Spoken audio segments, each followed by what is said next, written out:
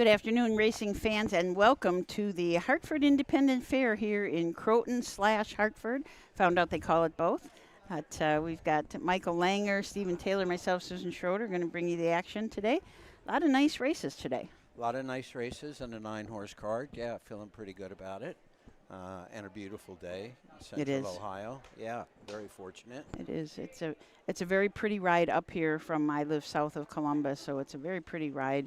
All I did today was I put Croton in my GPS, and it took me to a cornfield, and said, "This is, here's you are, end route. You're at Croton in the cornfield." So I had to change it and put the Croton Fair. Then it brought me right here. Yeah, exactly.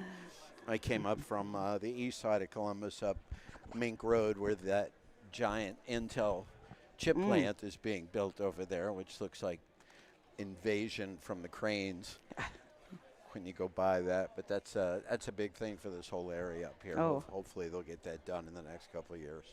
Absolutely. So, yeah, it's a beautiful day. I just noticed, and you probably saw it, I mentioned earlier, introduced you, my brother is visiting from out of town, and I paid no attention to horse racing yesterday, but I just saw a couple of track records shattered at Scioto Downs last night. Oh, I didn't even see that myself. Yeah. Wow. Yeah, on our page. They are going 48, just so fast. 49, so fast. Yeah, it's incredible. Yeah, it really is. We went fairly fast yesterday here. The fastest race of the day was 58-2 for the Holton Youth Series. So wow. That was a really good mile. Ranger Steck won that. And since this is kind of, I guess, his area, he had a lot of people in the grandstand. Oh, that's awesome. A lot of people watching online for him. So second fastest race of the day was 58-4, one division of the 3-year-old colt pace. So we had some good miles. So what do we have today? 3-year-old filly pace, 2-year-old colt pace, 2-year-old filly trot, the Hartford Fair pace with 6 horses that have earned over $750,000. Pretty nice. And the 3-year-old filly pace, 2-year-old colt pace. Yeah, it's great. And we'll all still get to enjoy our late Saturday afternoons and Saturday evenings, 9-horse program. A pretty good crowd here in the grandstand. There is. This afternoon. People horses. Wanting their passport stamp. Passport time. It's passport time.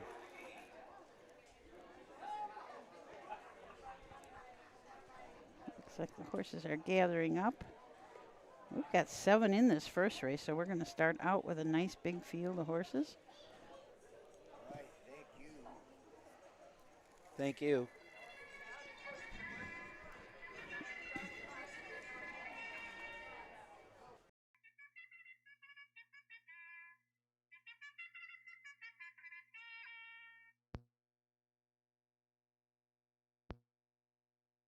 Horses are on the track for the first race.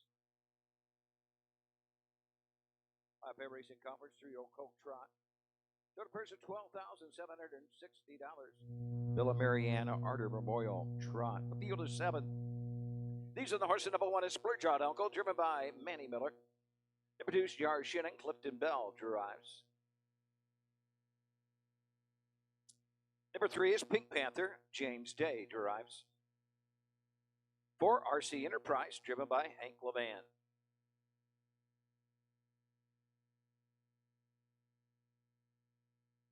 Number 5, Our Boss, Nick Legup. 6, Suspend the Prize, Drew Neal. Number 7, Flying Tom, Ty Loy in the sulky. Okay, we'll go over this race rather quickly. Michael conveniently left his race 1 at home. It shows you how hard I was studying and how late I was up last night. Left the darn thing right on my desk. Right on your desk. So from the rail, we've got Splurge on Uncle. Manny Miller will drive for Herman Hagerman. Anthony Miller and Hagerman Racing, the owners of this Uncle Peter Geldings. Out of a Cadabra mare, Splurge on Me.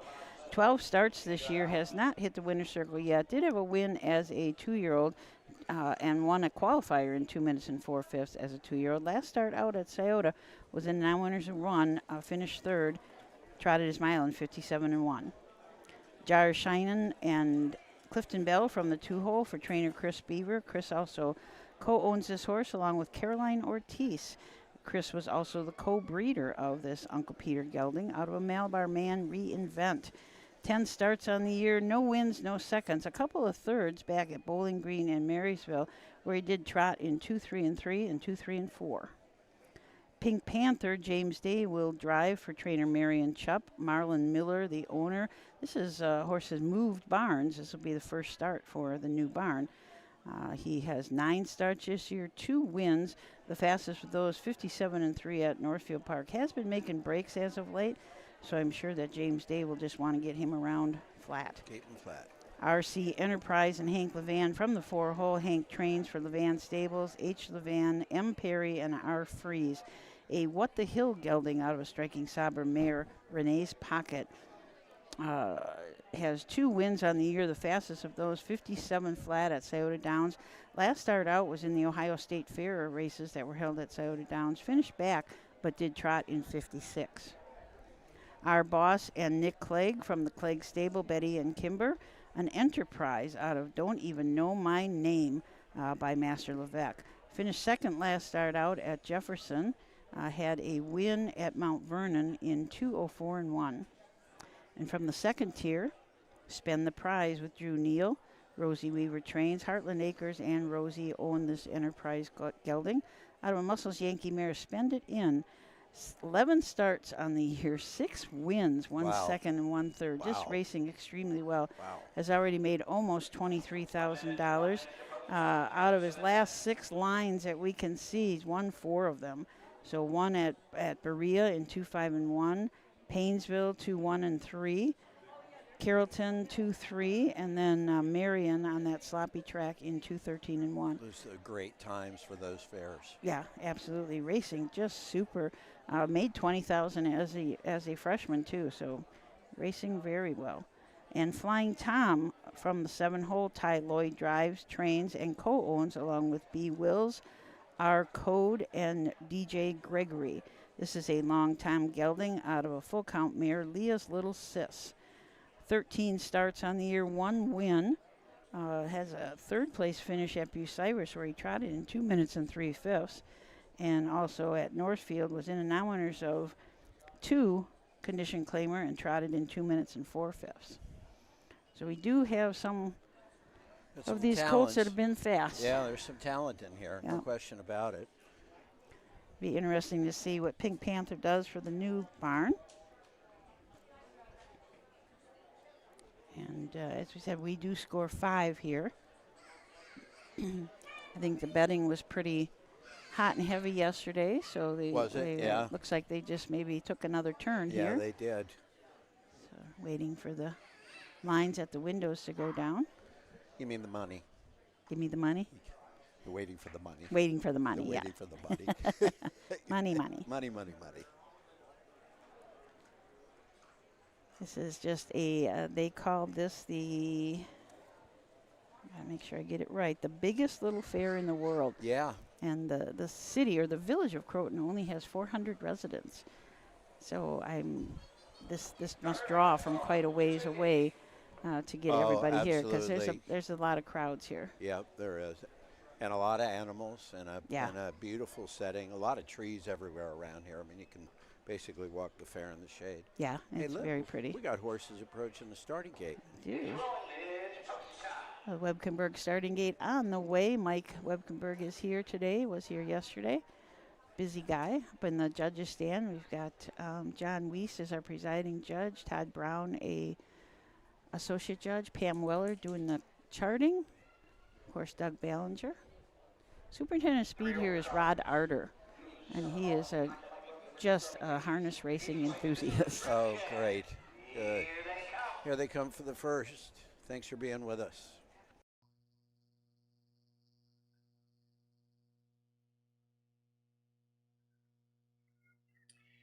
They were up and trotting at Splurge on Uncle, going right to the front, racing on the outside. Jar Shannon, field of trotters into the turn, 3 wide on the outside. Our Bus as they race into the turn. Flying Tom from the second tier comes out in 4th. Racing 5th is RC Enterprise. Jar Shannon jumps it off and trailing the field as they head up the backside is Pink Panther trotting to the opening quarter. Splurge on Uncle, Manny Miller show the way. Up on the outside, Spend the Prize, racing 2nd. Trotting 3rd is Our Boss, racing racing fourth. Flying Tom, fifth into the turn. RC Enterprise racing sixth is Pink Panther, and trailing a field charge Shannon through an opening quarter and 29 4/5. Round the turn to the 3/8 they go. On top of the field and showing away, Drew Neal with Spend the Prize racing second as they pass the stand for the first time. Splurge on Uncle, our boss is third. Flying Tom racing fourth, moving to the outside. Here comes Hank Levan with RC Enterprise. Pink Panther second to last, and seventh and last is Jar Shannon. They're halfway home. They're on their way to the 5/8. Front half trotted in 58 seconds. Spend the Prize has the lead by a length and will guide him up the backside. Splurge on Uncle right there second. Our boss trotting third. Fourth on the outside, RC Enterprise. Flying Tom is fifth. Racing sixth is Jar Shannon. Down the backside for the final time they trot. Pink Panther trails the field. They're on their way to 3/4. It's Spend the Prize opening up now by 3 to 4 lengths. Second is Splurge on Uncle. Third, Our Boss. RC Enterprise in the outside. At the 3/4 in 1:29. Around the turn, Jar Shannon is next, and Pink Panther trails the field as they come to the top of the stretch. With the lead, it is Spend the Prize. Has the lead by 5. Moving on the outside, RC Enterprise, Splurge on Uncle, Our Boss. Less than a 16th to trot. Coming to the line. On the line, it is Spend the Prize. Spend the Prize over RC Enterprise. Got to be tight for show position. Either Our Boss or Splurge on Uncle the mile in 2 minutes. Wow, that's a pretty good start. That's a very And a really, big really opening race. impressive mile. I mean, that winner had no desire to be in second at any point in that race. No, he pulled right out and took over, and once he was on top, it looked like he was pretty comfortable trotting there. So just a really nice race for Spend the Prize. That makes 7 wins out of 12 starts this year. I have to be honest, when they got to the half in 58, I figured he was in trouble. Yeah. You know, I mean, that just seemed so quick. And back half from 102, but still had plenty left in the tank crossing the finish line. That was great. Yep. Spend the Prize and Drew Neal are no strangers to the winner's circle, that's for sure. Drew has driven him in 5 of his last, 6 now of his last 7 starts. Justin Irvine drove him once, but very nice colt. He did try the Buckeye Stallion Series once, did finish back in that, but that day trotted in 59. Ohio Select Sale purchase for $25,000. Done okay, huh? Absolutely. He's now over 50,000 lifetime. Wow. And I think somebody told me word about the halfway mark. Is that right? And For fairs, yeah. For fairs. Not for racing days, though, I don't think, but for fairs. Okay, got it. Yeah, got we're it. over 33. Oh, I see. Oh, Frank my Froz goodness. Oh, and he brought coming up. I thought he was in New York. You know what, David Myrick, if you're listening, I should not have taken that bet from you because you were right. Frank Frost did show up for the Trojan Burger. That's what it's That's called. why he's here. I forgot. I was trying to think of that last night. I'm like, I know there's a burger here that Frank was talking about for 2 years. $12,760. Bill and Mary Ann Arter Memorial. Number 6, Spend the Prize, the 3-year-old Bago, the son of Enterprise. Out of the Muscles Yankee mare, Spend It In. 7th of the season. Supposed to for be the in winner, New York. Spend the Prize. Heartland Acres, a partnership of Rosie Weaver, own of Ohio. Rosie Weaver trains Drew Neal in the Sulky, the mile in 2 minutes. Here's the way they finished the first. Number 1, Splurge on Uncle, 4. 2, Jar Shannon, 6. The 3, Pink Panther, 7. Number 4, RC Enterprise, 2. 5, Our Boss, 3. 6, Spend the Prize, the winner. 7, Flying Tom, 5. The winning time, 2 minutes, 29 4, 58, 129. Rechecking 4, 6, 7, 2, 3, 1, 5 on the bottom.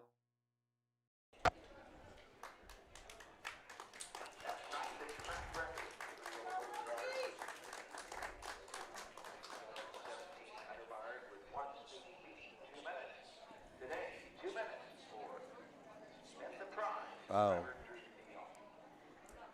Did he say that was a new track record? It sounded like I it. don't even have track records for 3-year-old colt trotters, so. Well, that's exciting if that was. Oh, we'll, you know we'll what? check that out. That and would make find out. sense. Yeah. I mean, that's a heck of a time. Absolutely. What a nice race that was, and we sure want to thank everybody for watching. We've got a couple people watching from the backstretch at Croton, they're saying. The view's better from here. Yeah, yes. Yep, North Carolina. Yes, and Scott Tarleton, you will be happy they moved the tote board, so it should be easier for you to see. But David Myrick, you won the bet. Frank Frost showed up here for the Trojan Burger. We knew. Dave was booking bets on here about that if you were going to be here. So we're going to take a short break, and then we'll be back to talk to Frank and watch the second race.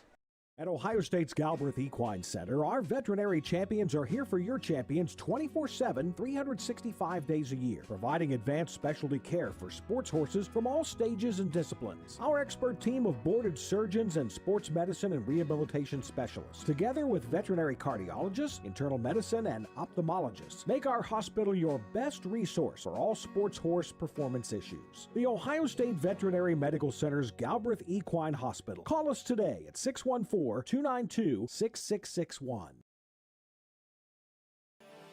The roots of harness racing are born at the county fair. For over 150 years, people have gathered to watch horses battle it out for fame and glory. Catch the thrills this summer at an Ohio Fair Racing Conference County Fair. The OFRC races at 22 fairs in 20 Ohio counties. Trotters and pacers put it all on the line to be called the best in the Buckeye State. The Ohio Fair Racing Conference, where the path to greatness begins.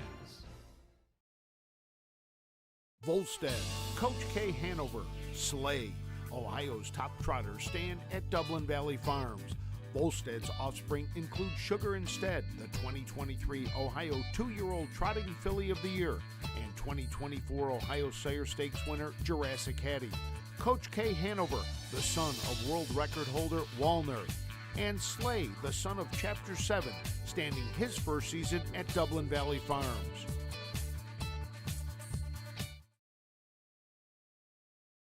Make summer memories this year at the Ohio County Fairs. The Ohio Harness Horsemen's Association will be live streaming every race this year, and we want you to be there. Be a part of the excitement with the 2025 Ohio County Fair Racing Passport. Stop by the OHHA broadcast location in the grandstand to pick up your passport and stamp. Get stamps at every fair you attend. Prizes will be awarded to those that attend the most racing programs. Get your passport at the first fair you attend or call the OHHA office at 614-221-3650. Harness Racing, the fastest ride at the fair.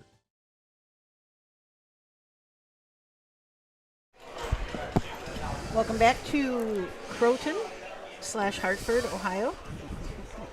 I was telling Michael before, I just put Croton in my GPS and it brought me to a cornfield out here. I mean, that's all that there was a cornfield.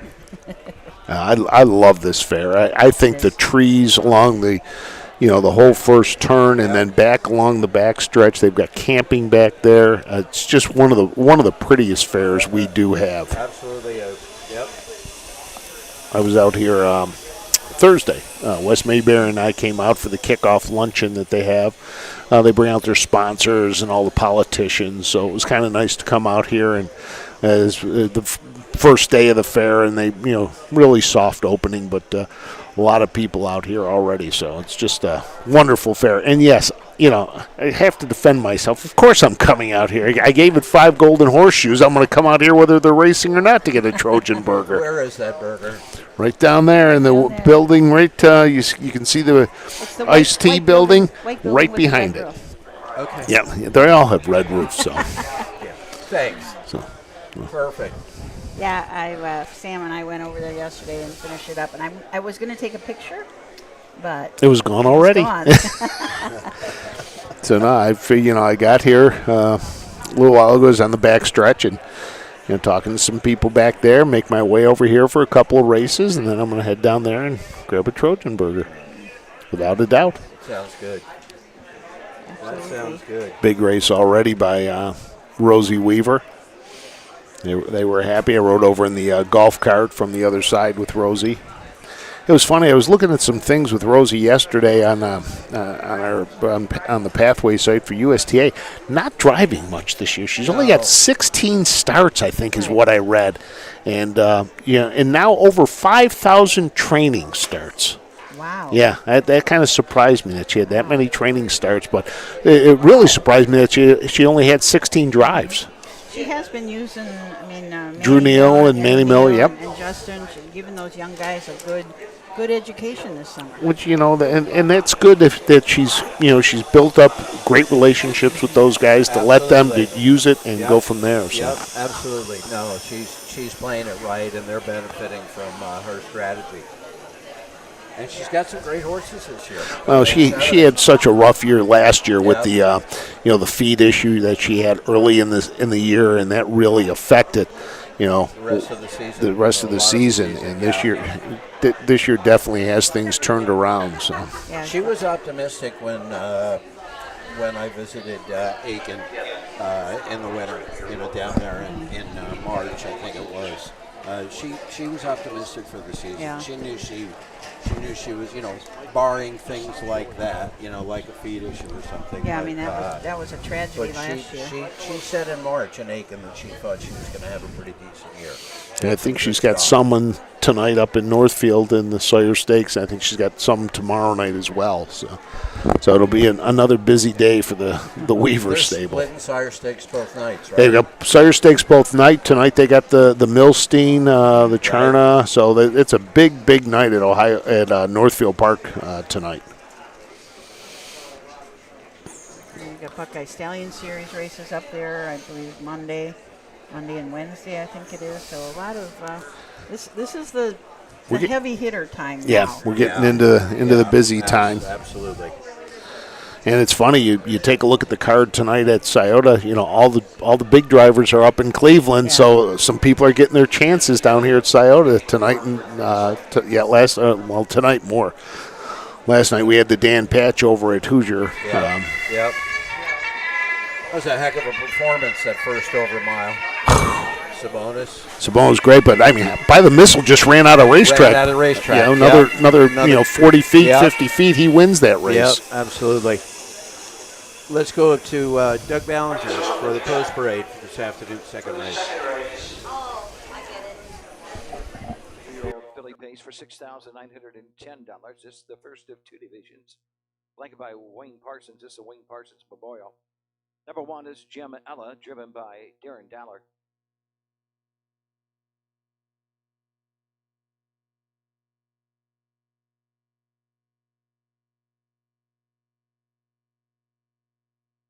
Number three is Kylie Cash, Nick Lake Thighs. 4, Pink Jammies with Drew Neal. Here's a 2, Cruising with Tony, driven by Baton Beaster. 6 is Twin B Levity, James Day. And number 7, Gorgeous Grace. Hank Levan in the sulky. Hank Levan drives the 7, Gorgeous Grace. One play show exact to trifecta. Horse to take one, score, and go to the gate. 4 minutes to post. Well, we'll give you 7, I think, is Hank Levan. Hank on the Gorgeous Grace? Looks like it. Yep. So we've got Jim Ella and Darren Dowler from the rail for trainer Terry Henry. Joyce Wagner owns and bred this Big Bam Ray filly. She's out of an ice group Hanover mare, Hillcrest Crystal. 4 starts on the year. Has been having a little rough go of it, so we hope for better things from Jim Ella. Thank you. Number 2 is Cruising with Tony. Don Pfister in the bike, and he trains, and he is working for Don and Marcia Brake out of Milford Center. This is a Yankee Cruiser filly from the artificial mare, The Lady Vanishes. 1 lifetime start so far, and that was a 6th place finish at Wapakoneta just a few days ago. The 3 horses from the Clegg team, Kylie Cash, a Fear the Dragon filly out of an Always a Virgin mare, 13 for 22, first, seconds, or thirds this year, has a mark a 157-1 taken at Northfield Park. Finished third up at Northfield Park in the Summit County Fair. Actually, if you look at her last 6 starts, it's third, second, second, second. Yeah. Racing super, Kylie Cash. Number 4 is Pink Jammies. Drew Neal on a bike for this amazing filly out of the Rosie Weaver barn. Heartland Acres and Rosie share ownership. 26 out of 30 lifetime in the money. Earnings of $117,000. This year, 11 starts, includes 3 wins, 4 seconds, and 2/3, and a mark of 156-1. Allie Sweetcake and Rod Allums Jr. from the 5-hole. Trainer is Jamie Weller. J&R Racing, Matt Kiesler and Mrs. Sheila Mobus are the owners. A bit of a legend filly out of a Dragon Again mare.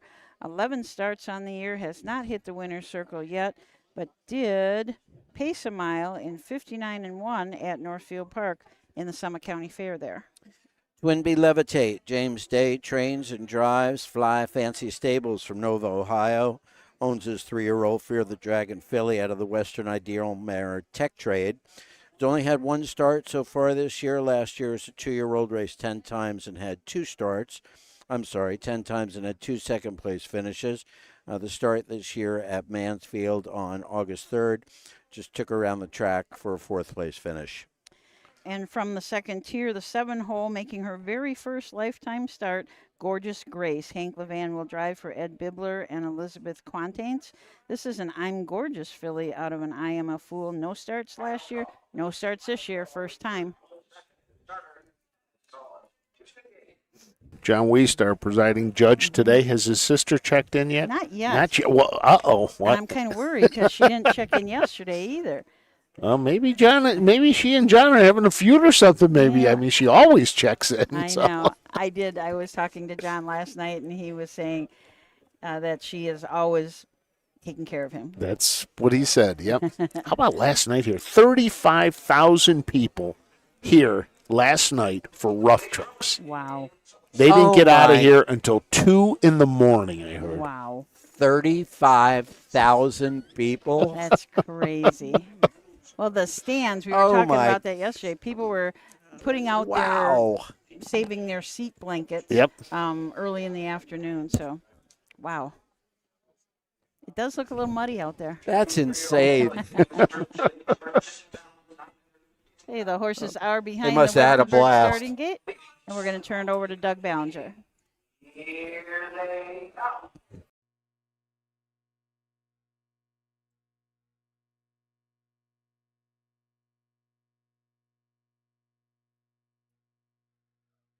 Off stride, the 7 Gorgeous Grace. They're off then, pacing. That's Pink Jammies going right to the front. Kylie Cash comes out in second. On the outside, Allie Sweetcake is third. Off stride is Ella moving through. Twinbee Levitate.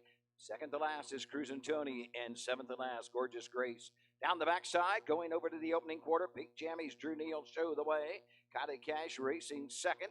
Midpoint of the backside, nearing the opening quarter. Racing next and third is Allie Sweetcake.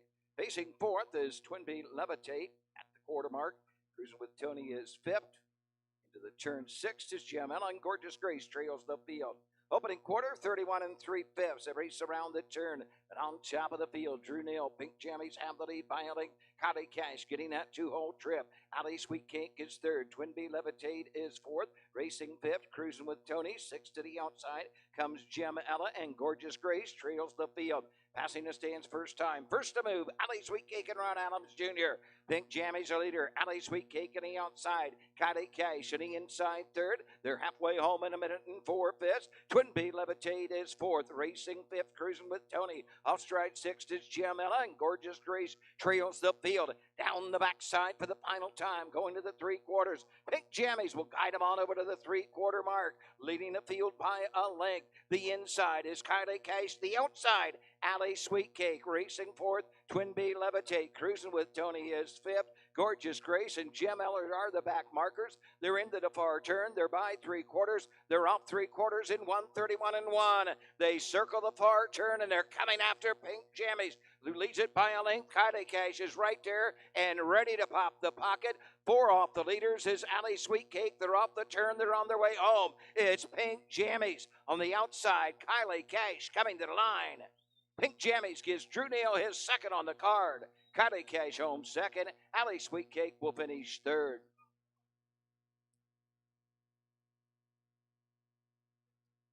The mile, 2 minutes, 1/5.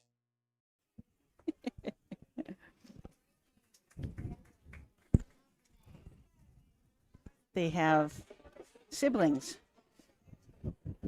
in the sale. Ooh, there you go. Sibling in the sale.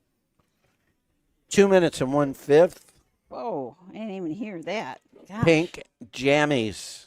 She's nice. She is really nice. something special. Honest to goodness. 31 lifetime starts, 13 wins, 11 seconds, 3/3. Another $3,500 today is going to put her up over $121,000 in earnings. Wow. Such a good filly. First, second, first, third, last 6 starts. Yeah, you can't beat the way this filly has been racing. I mean, She's an just- ATM, no doubt She about it. is. She is. Yeah. The Brinkerhoffs were sitting here and very excited as they have some connections to Pink Jammy. So, and it looks like if all these people are going to Winter Circle, we're going to have a big Winter Circle. How about the number of people that were in the winner's circle for the first one, and a big Yeah. crowd gathering now for the second one? Yeah. So I mean that's great. I mean, Yeah, this is the Wayne Parsons Memorial, so I think they're probably some family friends members. and families. Yep, And it's a Rosie daily double. There it you go. is. You're right.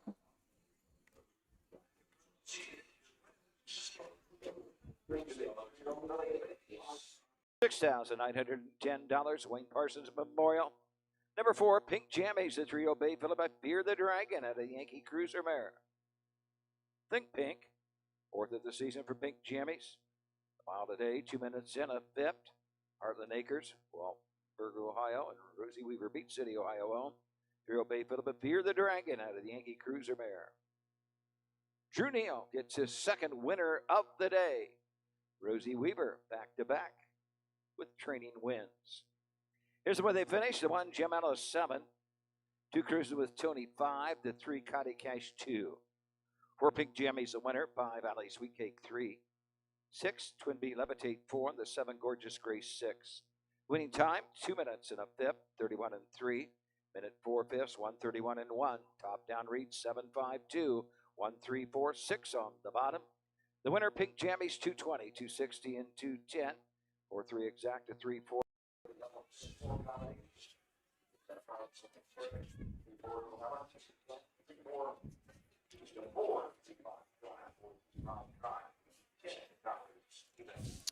You know, Bolt hasn't made it to the winner's circle as frequently as in the past.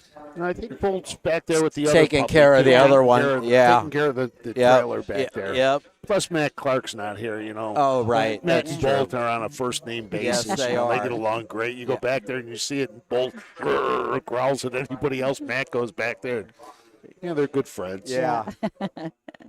Yeah, but I think you're right. Bolt is trying to teach that new puppy the Exactly. ropes, The role, yeah. how to behave at the fair. Yeah, absolutely. So a really nice race by Pink Jammies. Kylie Cash finished second. Allie Sweet Cake was third. 2 minutes and a 5th. A really nice mile out here. Yeah, home in 59 and 2, last quarter in 29 flat. Had plenty left after that minute and 4/5 first half. And Pink Jammies just continues to roll on. Third race is coming up next. It's the Hartford Fair OFRC 2-year-old colt pace with a purse of $6,980. And we are going to take a short commercial break. And when we come back, we'll bring you the horses from the third. You're watching live harness racing from the Hartford Independent Fair in Croton, Ohio, brought to you by the Ohio Harness Horse Association and our fine sponsors. We'll be right back after this break.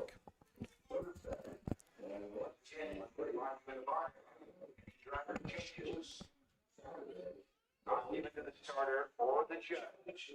Commercial. Before you come to the track.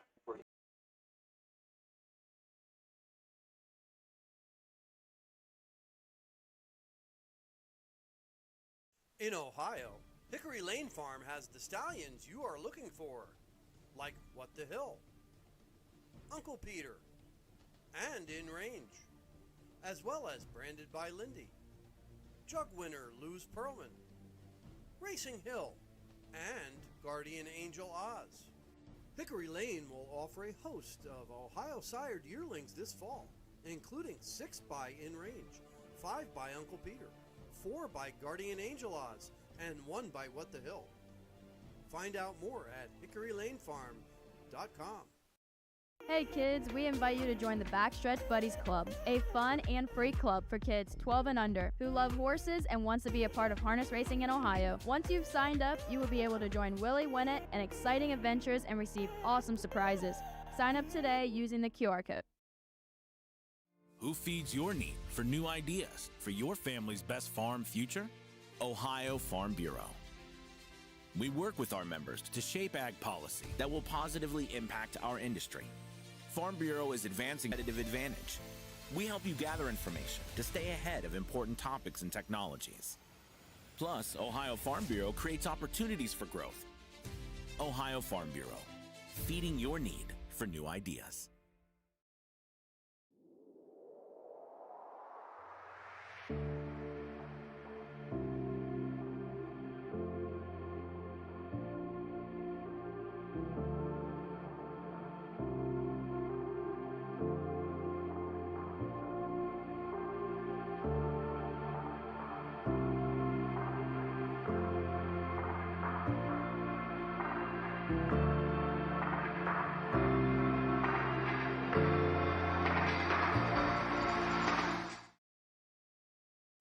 What's her name? You saw that, Jamie. Whoa. We are back here at the Hartford County Fair, Hold or on the there, Hartford buddy. Independent Fair, I should say. Hold on We had a there. neat little story about pink jammies. Bruce Brinkerhoff was here, and Bruce said that that was the first. Think Pink, the mother of pink jammies, was the first horse that Bruce's dad had ever owned.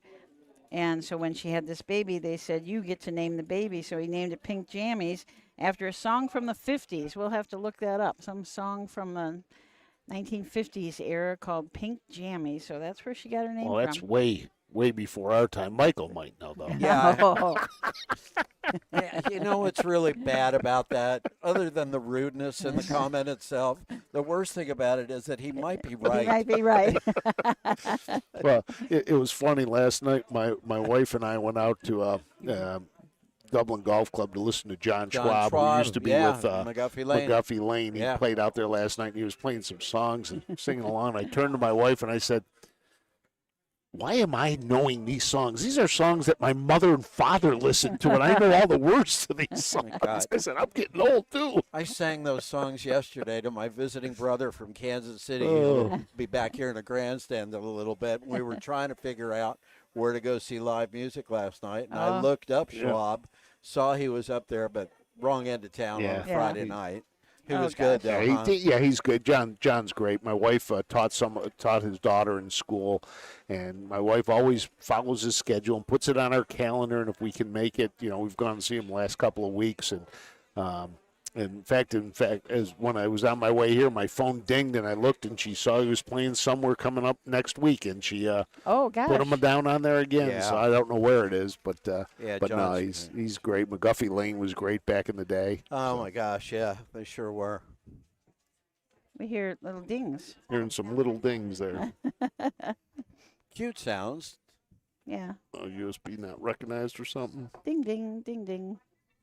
I'm going to hand this off.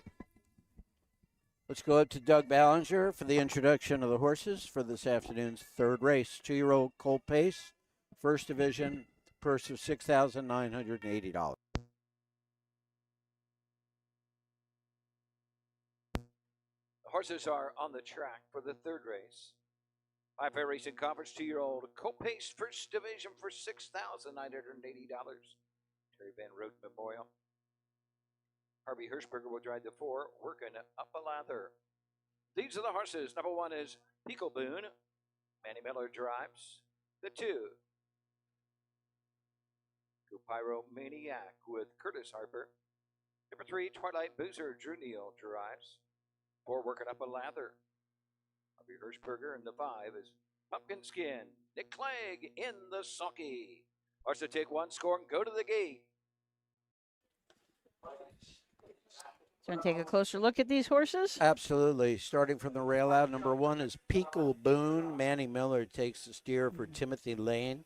This is a Fear the Dragon gelding from the Sun Beach Somewhere mare, Seriously Philly. Corinne Lane and Divine Lane Stables of Marysville share ownership. Just had 1 start. That was last week, and a break after a couple of qualifiers at Delaware that weren't too bad. It's a Buckeye Classic sale purchase for $6,000. That's Peekle Boone with Manny Miller. Go Pyromaniac and Curtis Harper from the 2-hole for trainer Ron Steck. Ron also owns and co-bred this horse along with Stephen Jeffries and Mark Taggart. A Catch the Fire gelding out of a Big Bad John mare, Give No Lip. Just 3 starts on the year. Did finish second last week at Mansfield in 2-5. Had a couple really nice qualifiers early this year at Delaware. Paces mile in 2 minutes flat in those. Number 3 is Twilight Boozer. Drew Neal will drive for Rosie Weaver, who owns this Western Vintage gelding from the Fly Buckeye mare Bellflower. 5 starts this year, 2 third-place finishes. Both of those in the last 2 starts. A couple of breaks before that, so maybe they've got this one figured out now. Working Up a Lather from the Clegg team. Betty trains, Kimber owns, but Harvey Hirschberger has the lines today. So it's a $5,000 purchase at the Ohio Selected Sale as a yearling. 13 starts this year, 2 wins, 6 seconds, and 2 thirds. So he's 10 for 12, or 10 for 13 for seconds or thirds. Fastest win was at Cortland in 2-4-1. His most recent win at Mansfield in 2-6-4. And number 5 is Pumpkin Skin. The Clegg gang brings this one from a summa cum laude out of a Shadow Play mare, DJ's Shadows Bell. 11 starts this year, 2 wins, a second, and 4 third-place finishes. Has earned $8,300, a mark of 204 at Circleville. Was a $15,000 purchase at the Ohio Select Sale. Coming off 2 third-place finishes, second-place finish, a break, and a win back on July 15th. This one should be competitive. Yeah, it should be a good race. Should be a good race. And the bettors certainly seem to think so. Gosh, that line was 20 people long. Yes, it was. Coming out of the they have a little building here that's dedicated to the pari-mutuels. So, Frank, you are headed tomorrow to Saratoga, New York for a conference? Heading to the Saratoga Racing Gaming Conference up in Saratoga Springs. Leave early tomorrow morning, catch my flight out, fly into Albany. The conference has, a number of different sessions, meeting early of the Association of Racing Officials. And then they've got some, couple of sessions that really are going to pinpoint on iGaming. So that's going to be a huge topic here in the state of Ohio. They want to, the legislature is looking for expanded revenue, and one of the places they're going to look is expanded gaming. They tried to put it through this last biennial budget bill, but they were unable to get all the pieces together. We went and testified about it as an interested party. Concerned that, if it goes in, it will hurt the brick and mortars where a lot of people go to play the video lottery terminals, which the Horsemen get a piece of to help subsidize the purses all the way down to the county fair levels. And that's the problem, is if this goes in the way it is and there's no relief basically for the Horsemen, it could hurt our county fairs. Agriculture. Is it slots online? Is yeah, that part of their basically game? We'll put a slot machine on every phone in Ohio, and or all casino games, blackjack, roulette. You can play any, and if you're sitting there, you really want to drive your car and go somewhere when you can sit there and play. So those are the things. So it's going to be an interesting conference. I'm looking forward to it. Yeah. I hope we get a good unified front together. Let's turn it over to Doug Ballinger for the call of the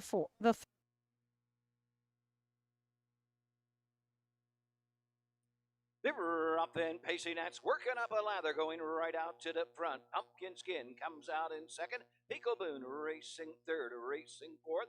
Go Pyromaniac and trailing a field. Twilight Boozer on over to the opening 8. Nick Clegg and Pumpkin Skin have grabbed the lead. Working up a lather, we'll get that 2-hole trip. Peekaboo third. Go Pyromaniac is fourth and trailing a field. Twilight Boozer across the backside they go. Going to the opening quarter. With the lead, Pumpkin Skin leads it by a length. Working up a lather, getting that 2-hole trip. Peekaboo third, racing fourth. Go Pyromaniac and Twilight Boozer continues to trail the field front to back. They're still in straight alignment there. Field is separated by about 6 lengths off a quarter and 32 and 3. They circle the turn and race on over to the 3/8. Pumpkin Skin leads the way. Working up a lather is second, racing third, and moving up on the outside. Go Pyromaniac now third. Up on the outside, Twilight Boozer and Peekaboo trails the field. Coming over to the half, Nick Clegg with Pumpkin Skin on the front end by a length. Working up a lather right there, second, racing third. Going Pyromaniac. Twilight Boozer the outside. Peekaboo trails the field. Half in 103.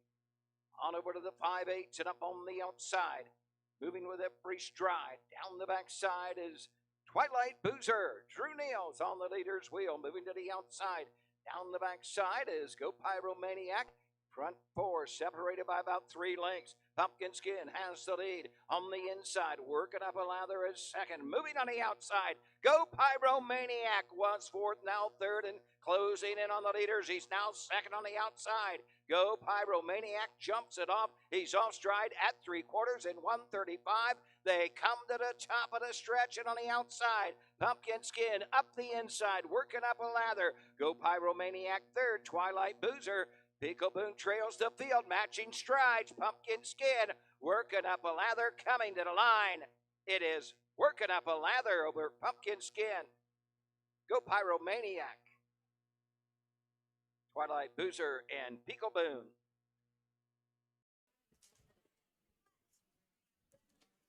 After he takes a picture, he's just going to stay on that side. Working up a lather. Clegg team finishing 1-2. Harvey Hirschberger. Yeah, great steer by Harvey. Did everything right. I don't know how many starts Harvey has had. I know. I don't think he's. Doesn't have very many. I don't think so either.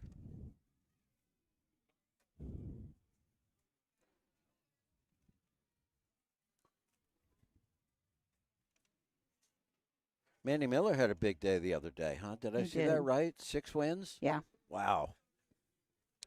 Yeah, well, Harvey has had 38 starts this summer. He is just 22 years old.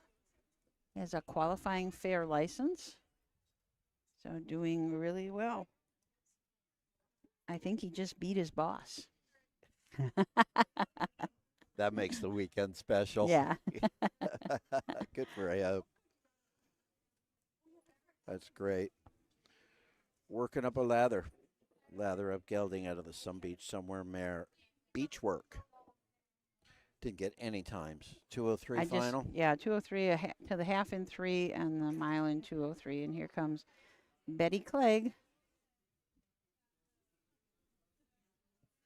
Betty does not miss any winner's circle. She is, no matter how she has to get here, she gets here and is always in those winner's circle pictures. Yeah, I've seen her. We've seen her truck through everything to get there. Yep.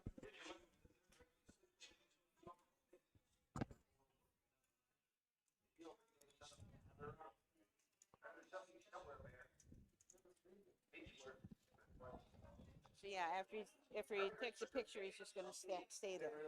Yeah, he'll be on one side, you'll be on the other.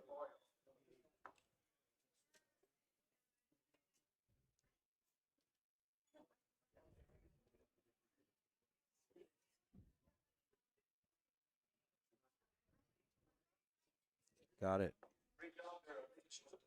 I'll do this.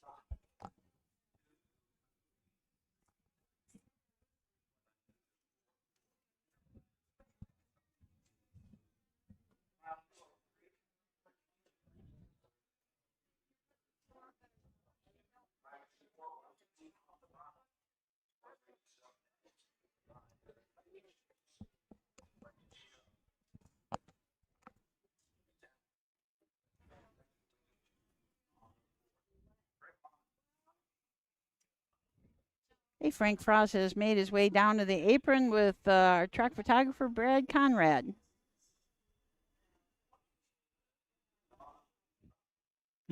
Brad, is that your favorite food here? It is absolutely my favorite food here, without a doubt. What makes that Trojan burger so good?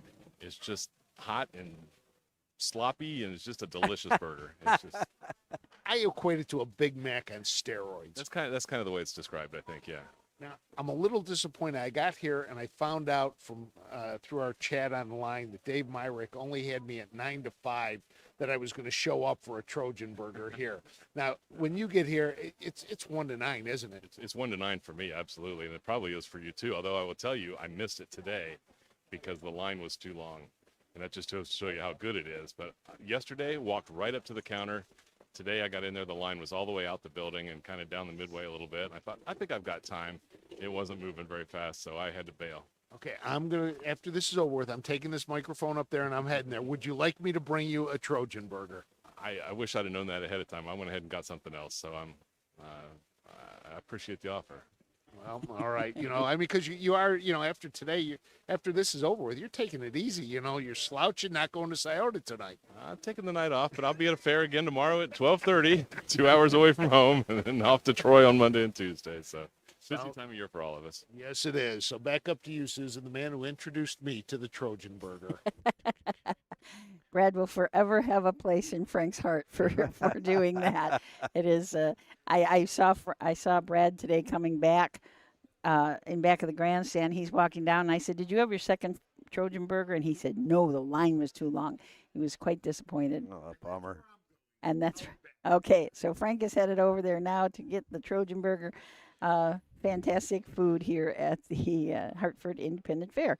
So we're going to take a short break for commercials, and then we'll be back with the fourth.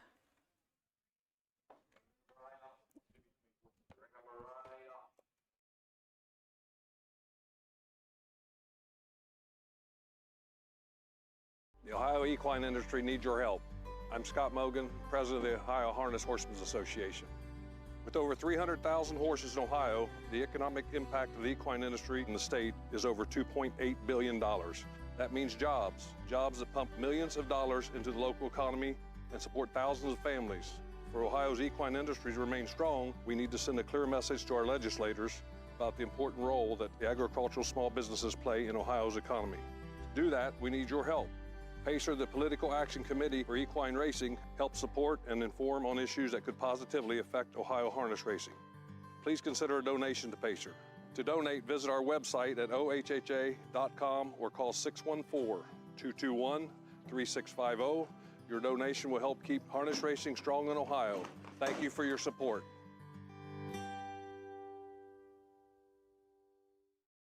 Volstead, Coach K. Hanover, Slay, Ohio's top trotters stand at Dublin Valley Farms.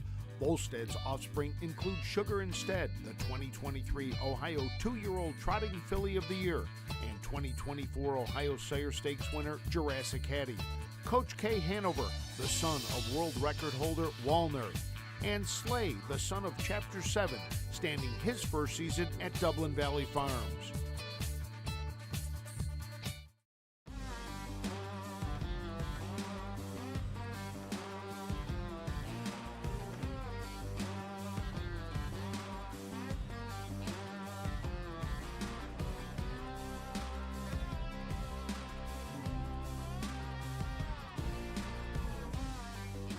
Do you want your horse to shine in the winner's circle? Feed DAC Oil. It makes a world of difference.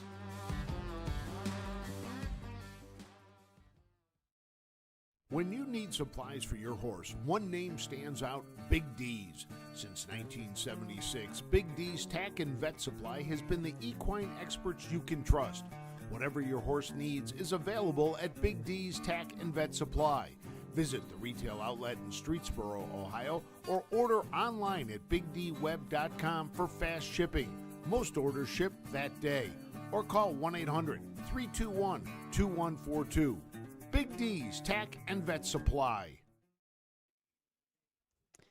Welcome back to Croton. Got some folks checking in from Kenilworth, Ontario, West Liberty, Ohio. Thank you for being with us. down in Ross County. I guess it's a big garage sale day up in Salina. One of our viewers. I'm watching from the 127 garage sales. Those could be fun if they're close together. From Wellington, Eaton. Are we ready already? Wow. Doug's moving them along. Parading postward. For the fourth race, first division, the 2-year-old filly trot, $7,042. Sponsored by Croton Harness Horsemen's Association, a field of 5. Beginning with the 1, Bianca. Nick Clegg driving. Number 2 is Ivy's Legacy, driven by Mike Spearman. 3, Manheim Sassy with Manny Miller. 4, Cruisin' Daisy, Don Feaster, the driver. Number 5, Watt Speed Limit, Ron Stack in her sulky. So we mentioned that we've got a really nice crowd in the grandstand, quite a few people and a lot of people at the windows. But you know what there's more of than anything here? Tell me. Tractors. Oh, my gosh. I don't know if you got to walk around that first turn. I walked over to the barns, and there's an exhibit there of ancient tractors. And there's the coolest one in the world. It does not look like it's 96 years old, but it's from 1928. Wow. Yeah. And it's just the coolest looking thing with these giant wheels on it. My only question was, would they all still start? I don't know. I wonder whether or not that might be part of the requirement to exhibit it. Maybe. It still has to be functioning. But I was trying to do kind of a little count, and I figured there was like well over 100, maybe 120.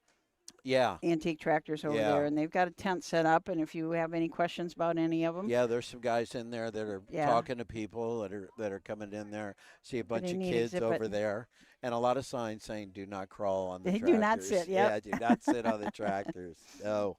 So let's go over this fourth race. Bianca. So by Uncle Peter out of Katie makes her a sister to Petra. So whoever named these had a lot of fun with that. Nick Clegg drives, Betty Clegg trains, Kimber Clegg owns. This horse was a Buckeye Classics purchase sale as a yearling for $9,000. Has had 12 starts on the year, is 3 seconds. Last 2 starts at Jefferson Mansfield. Trotted in 2:10-4 and 2:11-3. Number 2 is Ivy's Legacy. Mike Spearman trains and drives. Philip Spearman owns out of Fredericktown. This is a 2-year-old filly out of Major Athens, out of the Neely Dunn mare, Maddie's Legacy. Off to a really good start. They purchased the horse for $3,500, had 4 starts so far, including 2 seconds and 1 third, and has made over $4,000. Third last time out at Mansfield, second at Mount Vernon, at a break at Bucyrus, and a break and a second place finish at Hilliard. So I think this one is off to a good start. Man, I'm Sassy and Emmanuel Miller from the 3-hole teamed up with Herman Hagerman as trainer. Anthony Miller and Hagerman Racing own this long Tom filly. She's had 6 starts on the year, 1 win. That was at Bowling Green in 2-7-2. A couple starts back in the Buckeye Stallion Series, she did trot at Scioto Downs in 2-2 flat.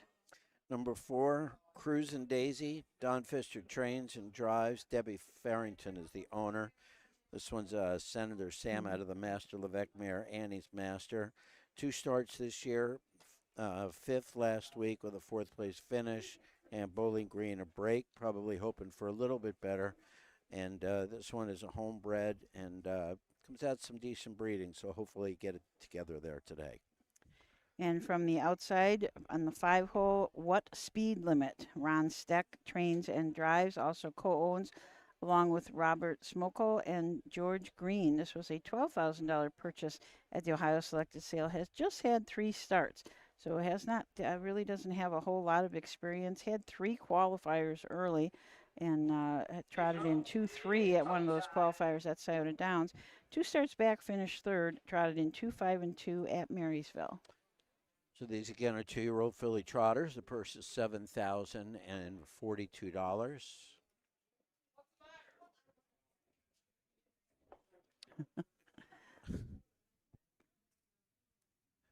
So the horses are behind the Mike Webkenberg starting gate. That's about where the gate is now is where those Trojan burgers come from. Oh, is that okay? Right, that building right there. There. Okay, got it. Where we see Frank in line. Can you see him? Can you I see think his so. shirt? All right, let's head up to Doug Ballinger for the call of the 4th.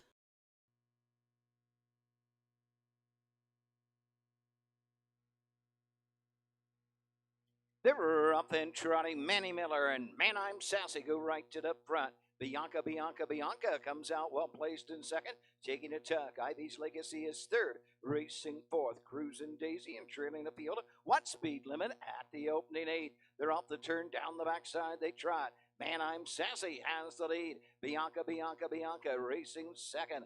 Ivy's Legacy trots third. 2 back to Cruising Daisy. What speed limit up on the outside for Steck? Racing fifth, now fourth, now third, and what speed limit up on the outside to challenge the 2 leaders. As he trot by the quarter, what speed limit is now second around the turn with the lead. Man I'm Sassy opening quarter. 34 seconds, racing second. Bianca hung on the outside. What speed limit? Ivy's Legacy racing fourth. Cruising Daisy trails the field as they pass the stand for the first time and come on over to the halfway point with the lead. Man I'm Sassy shows the way on the outside. What speed limit is second? Bianca third. Ivy's Legacy is fourth. Cruising Daisy trails the field as they race past the half and move on to the 5/8 mark. My name's Sassy has him halfway home in 1 minute and 4/5. Bianca second. What speed limit on the outside third? Fourth is Cruising Daisy. Racing fifth and trailing. Ivy's Legacy down the backside for the final time. Going to the 3/4. It's a 3-length lead for the leader. Man I'm Sassy racing on the outside. Still there. What speed limit on the inside? Bianca. Ivy's Legacy and Cruising Daisy has shuffled the last. They're at the 3/4 in 1:35. They come to the top of the stretch and they're all chasing. Man I'm Sassy on the outside. What speed limit the inside? Bianca. Ivy's Legacy will tip 3 wide. Off stride, Bianca. Through the lane they trot. Man I'm Sassy. Coming to the line, it's Man I'm Sassy. Second to 5, what speed limit? Third to 4, Cruising Daisy.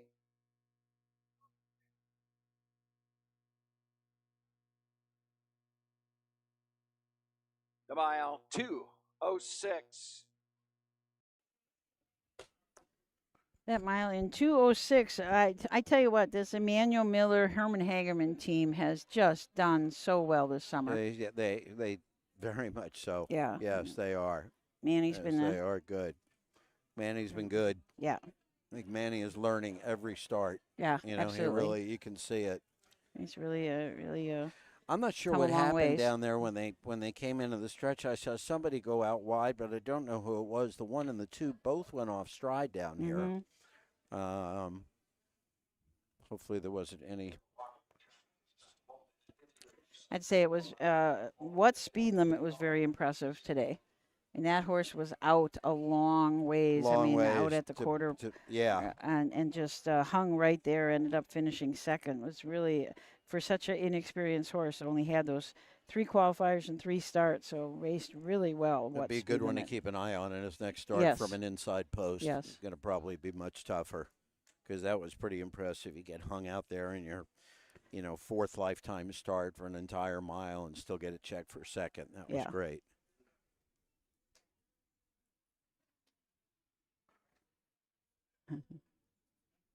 Herman Hagerman down in the winner's circle.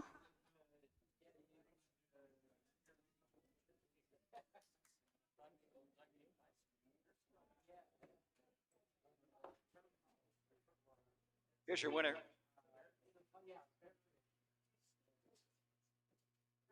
The 4th race, the first division.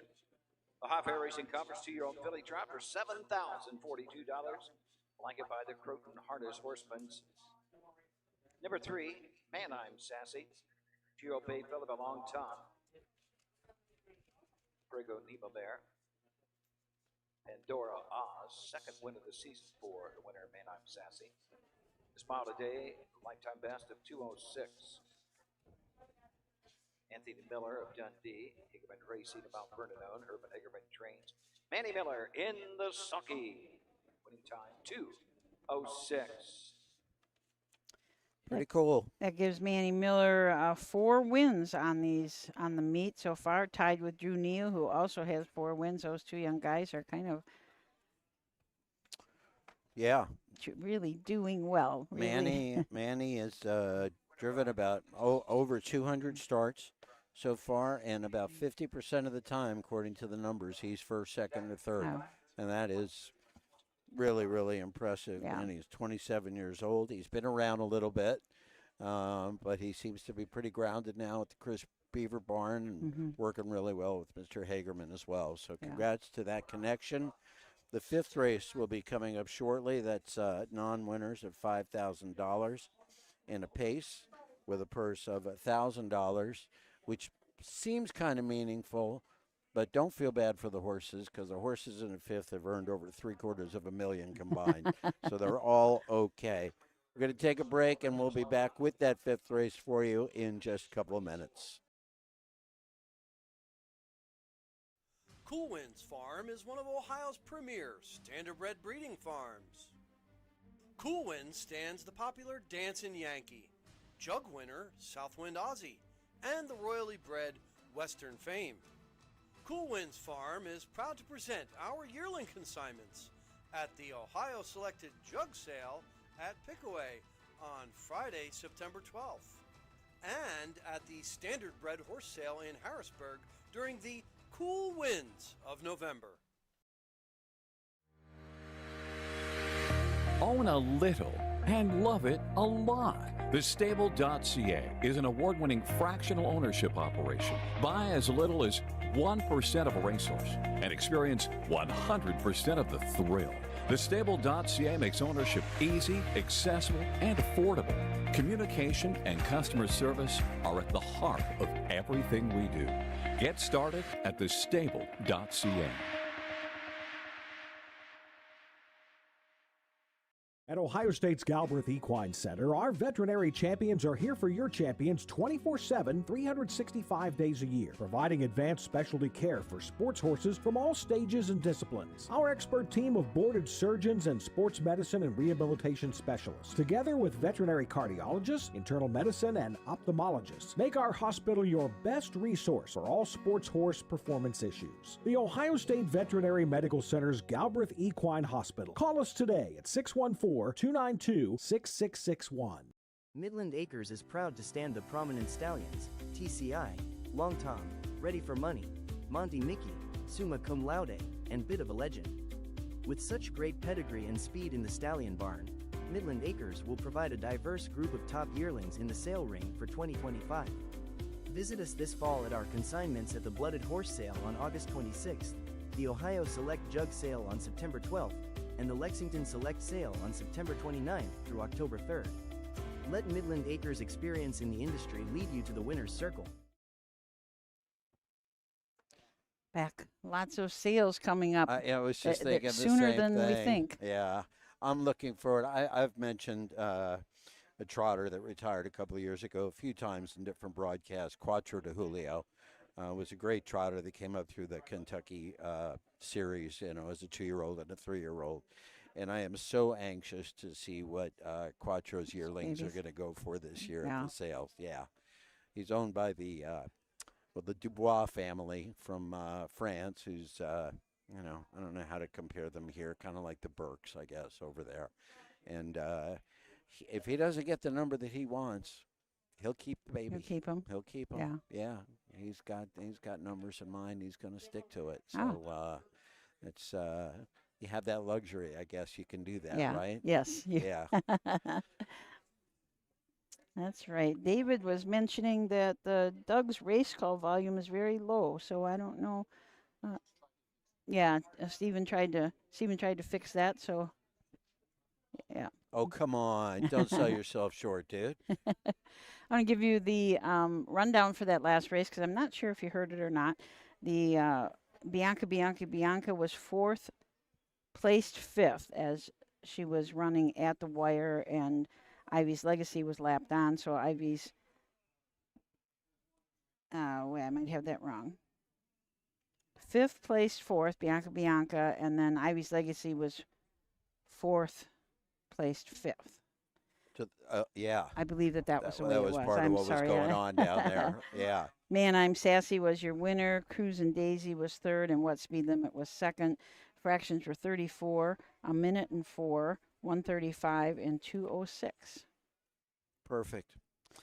5th race coming up next. Again, this is the an open pace, I guess we can call it, right? From the rail out, number 1. Oh, wait, we're still in a break. We're still doing a little track maintenance. We don't have to get to that yet. What else you want to talk about? Well, Upcoming fairs? I'm always amazed at this, the tractor here, the water truck, because it does the whole track in one pass. Yeah, it's got a nice spray, doesn't it? It really does. It's got to be almost 50 feet. Yeah, it goes way out. So this is interesting conditions for this race. Non-winners of $5,000 in 25. Also eligible non-winners of $1,000 since 6:15. So it's Sometimes unusual. you got to get creative to get the right field, right? Yep, absolutely. That's And pretty this- much what we're dealing with. Because as you said, these horses have made a lot of money in their life. A ton of money. So it's ton of money. Mostly older horses. We had the same thing yesterday in the free-for-all pace.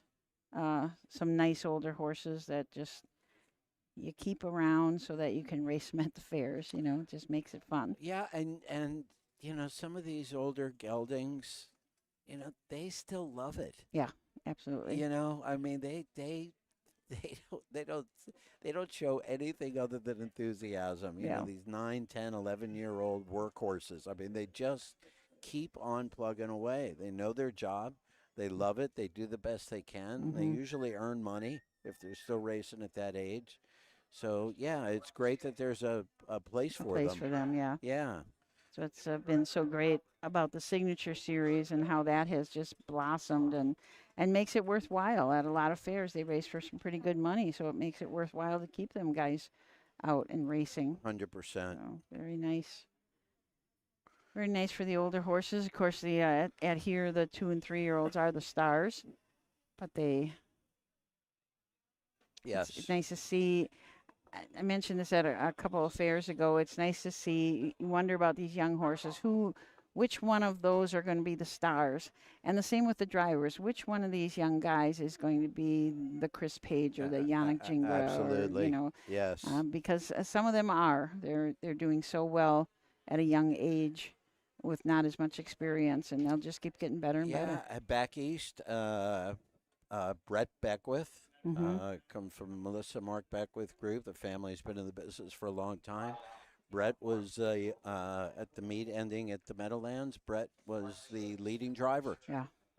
Also representing the United States in the international driving competition later this year. So pretty cool stuff. Yeah. He got the Rising Star Dan Patch Award last year, 2024, and he has continued to prove himself back east. So, yeah, a lot of youngsters coming in. Yeah. A lot of young guys showing some talent. I mean, here, Drew, obviously, even Ranger, you know. Yeah. You know, hasn't made a lot of starts, but he's showing some talent. That was a pretty quick break for track maintenance. Yeah. They did good. We got a little dusty in here, so they watered us down, and horses are on the track and ready to be introduced by Doug. Let's go up there and hear about these beautiful, elderly, successful horses. For the 5th race, a condition pace sponsored by Mid-Ohio Paving Incorporated, field of 6. Emmanuel Miller drives this 6. Number 1, Hartford One Guy, Harvey Hirschberger drives. Number 2, World on Edge with Mark St. Louis Jr. 3, Duck Duck Dragon with driver Drew Neal. 5 is Wicked Bling, James Day drives. 6, Meadowland Uncle B, Manuel Miller. Coming to the track shortly will be the 4, Somewhere Vintage, Ranger Stack will be in the sulky.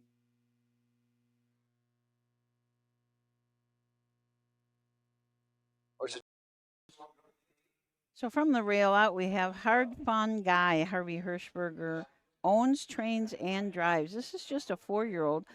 By Fear the Dragon has had 58 lifetime starts, 11 wins, has already earned almost $60,000. Has a 3-year-old mark of 155 and 3 at Delaware. Number 2 is World on Edge. Mark St. Louis Jr. in the bike for Chris Short. Lucky Label Stable out of Grove City. Owns this 9-year-old, rolled with Joe out of the Arch Place mare In Another World. 147 lifetime starts and earnings of $236,000. Lifetime mark 6 years ago at the Meadowlands as a 3-year-old and 149 and 3. The oldest horse in the race is Duck Duck Dragon. Drew Neal will drive for David Warnstaff. David also owns this Dragon Again mare. Is out of a Camluck. She is out of a Camluck mare, Ducky's Delight. 182 lifetime starts with 27 wins, $201,000 in earnings, a record as a 6-year-old of 152 at Scioto Downs. Number 4, Somewhere Vintage, Ranger Steck for Ron Steck, who owns and trains a Western Vintage gelding from the Sun Beach Somewhere mare, Somewhere Sweet. 55 lifetime starts, 26 times first, second, or third, $150,000 in lifetime earnings with a lifetime mark of 151 and 1 at Scioto Downs. And James Day drives Wicked Bling for Michael D. Runce and Fly Fancy Stables, a McWicked filly, or mare, I should say, out of the Ponderosa.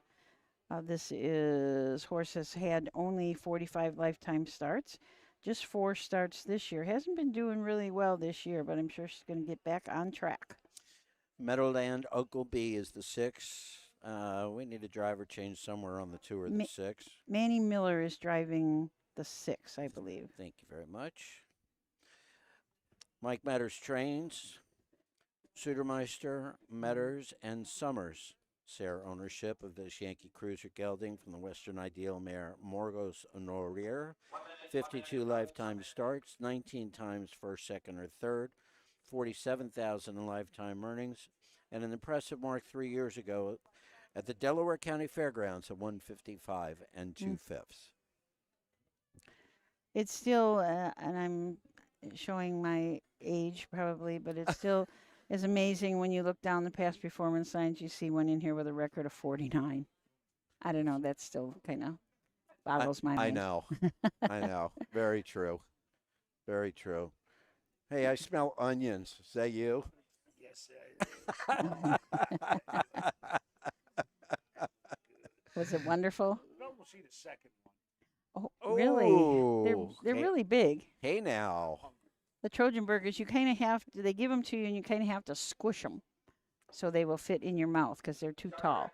You guys are killing me.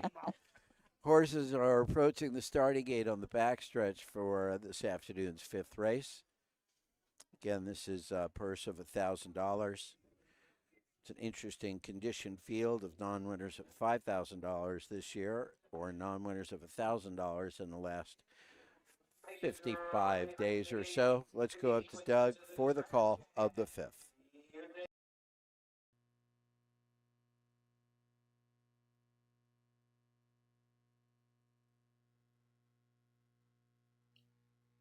They're off in pacing, going for the Duck Duck Dragon. Whirl on Edge comes out in second on the outside. Meadowland Uncle B comes out in third. Heart for One Guy racing fourth. Racing fifth into the turn. Somewhere Benage and trailing up the field. Wicked Bling down the backside going to the opening quarter. Drew Neal, Duck Duck Dragon show the way by 2. Whirl on Edge is second. Racing third. Meadowland Uncle B down the backside. Heart for One Guy racing next and fourth, racing fifth. Somewhere Benage and trailing the field. Wicked Bling.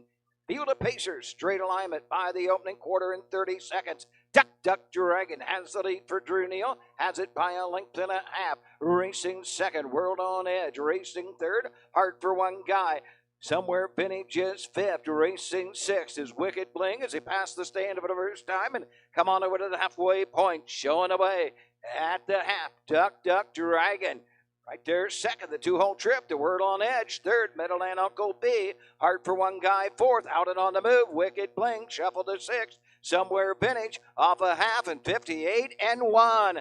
On the backside they go. They're coming after Duck Dragon, who leads up at 3 parts of a length. Meadowland Uncle B up on the outside. Whirl on Edge third. Heart for One Guy fourth. Onto the 3/4 they go, skimming the cones up the inside. Somewhere Vintage and trailing the field. Wicked Bling to the 3/4 they go. They're doing battle on the front end. Duck Dragon to the inside. To his outside. Meadowland Uncle B. 3/4 and 129. Around the turn with an 1/8 of a mile to pace. 3 wide on the outside. Off the turn. It is World on Edge on the grandstand side. Hard for One Guy. Here comes Ranger Stack and Somewhere Vintage with a lot of pace on the outside. Inside the final 16th. Battling back on the inside. World on Edge on the outside. Somewhere Vintage up for second. Hard for One Guy home third. The mile, 2 minutes, 1/5. And he followed the one that went 3 wide. And wow, what an impressive drive that was. That was. And a great race. World on Edge held on, I guess, right? I believe so. I believe so, but I'm not sure about the rest. That's the only one I marked down. Yeah, the Ranger was second, and the one was third. I had 2-4-1 across the wire.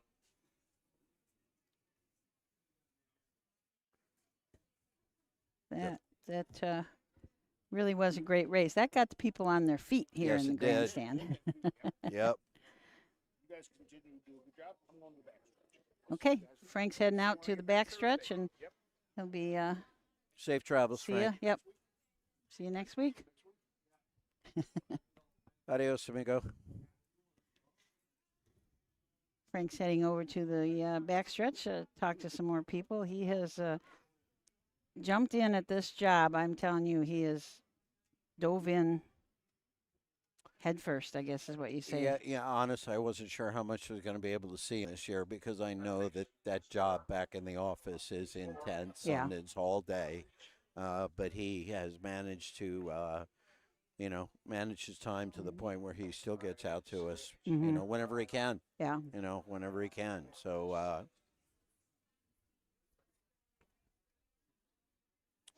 2-4-1 across the wire. Your winner, World on Edge. This is unofficial, but I think he's on his way back.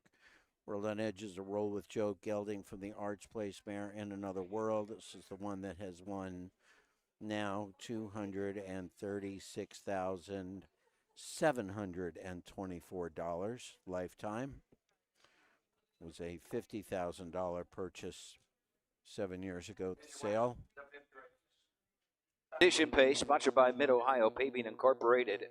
Number 2, World on Edge. The 9-year-old bay girl, son of Roll with Joe out of the Arts Place Mare. In Another World.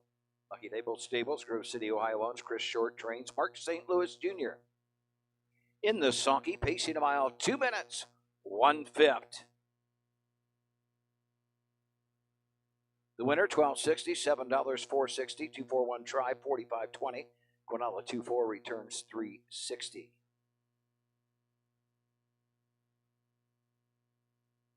Exacta 2 and 4, $55 even. Here's the way they finished. Number 1, Heart for One Guy 3, 2, World on Edge the winner. Number 3, Duck Dragon 5, 4, Somewhere Vintage 2. Number 5, Wicked Bling finished 6, and the 6 Meadowland Uncle B 4. The time 2 minutes and a 1/5, 30 seconds, 58 and 1, 129. 315-264 on the bottom. 6th race is up next. Field of 7.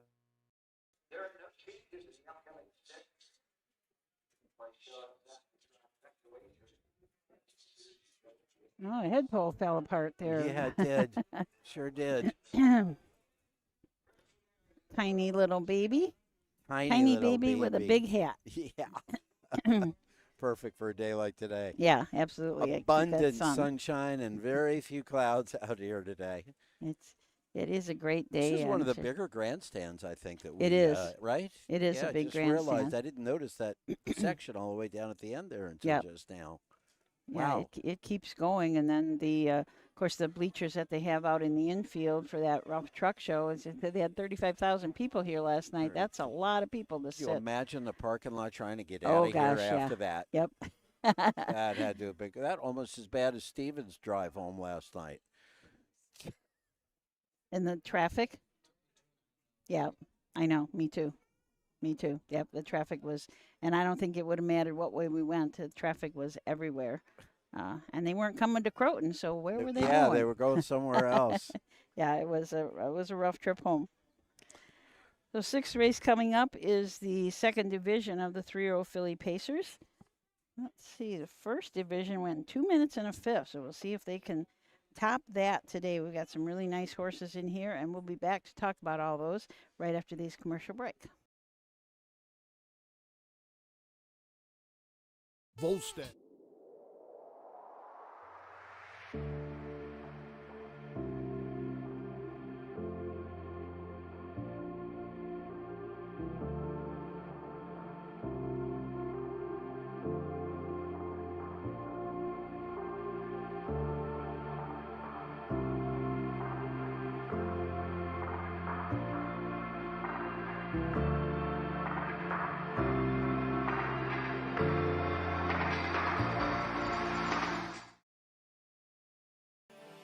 The roots of harness racing are born at the county fair. For over 150 years, people have gathered to watch horses battle it out for fame and glory. Catch the thrills this summer at an Ohio Fair Racing Conference County Fair. The OFRC races at 22 fairs in 20 Ohio counties. Trotters and pacers put it all on the line to be called the best in the Buckeye State. The Ohio Fair Racing Conference, where the path to greatness begins. When you need supplies for your horse, one name stands out: Big D's. Since 1976, Big D's Tack and Vet Supply has been the equine experts you can trust. Whatever your horse needs is available at Big D's Tack and Vet Supply. Visit the retail outlet in Streetsboro, Ohio, or order online at bigdweb.com for fast shipping. Most orders ship that day. Or call 1-800-321-2142. Big D's Tack and Vet Supply. Ready. Just flipping through our comments over here. Ranger's a hot topic now. I see that. I see that. That's awesome. Sixth race, Menzie Parsons Memorial. A 3-year-old filly pace with a purse of $6,910 is up next. Got a nice breeze going through the grandstand a little bit. The flag looks great out there. A lot of people in the tower today. I think there's some guests in there. I don't think all those people are doing stuff. No, I don't. I see Rod Cooper over there hanging out with Brad Conrad. Rod is a horse owner. He's also a farmer who farms a lot of land. I'm going to have to ask him someday how many acres he does farm. But he loves to come to the races in the summer. He's usually got one in. I don't think he has one in today, so he just came for fun today.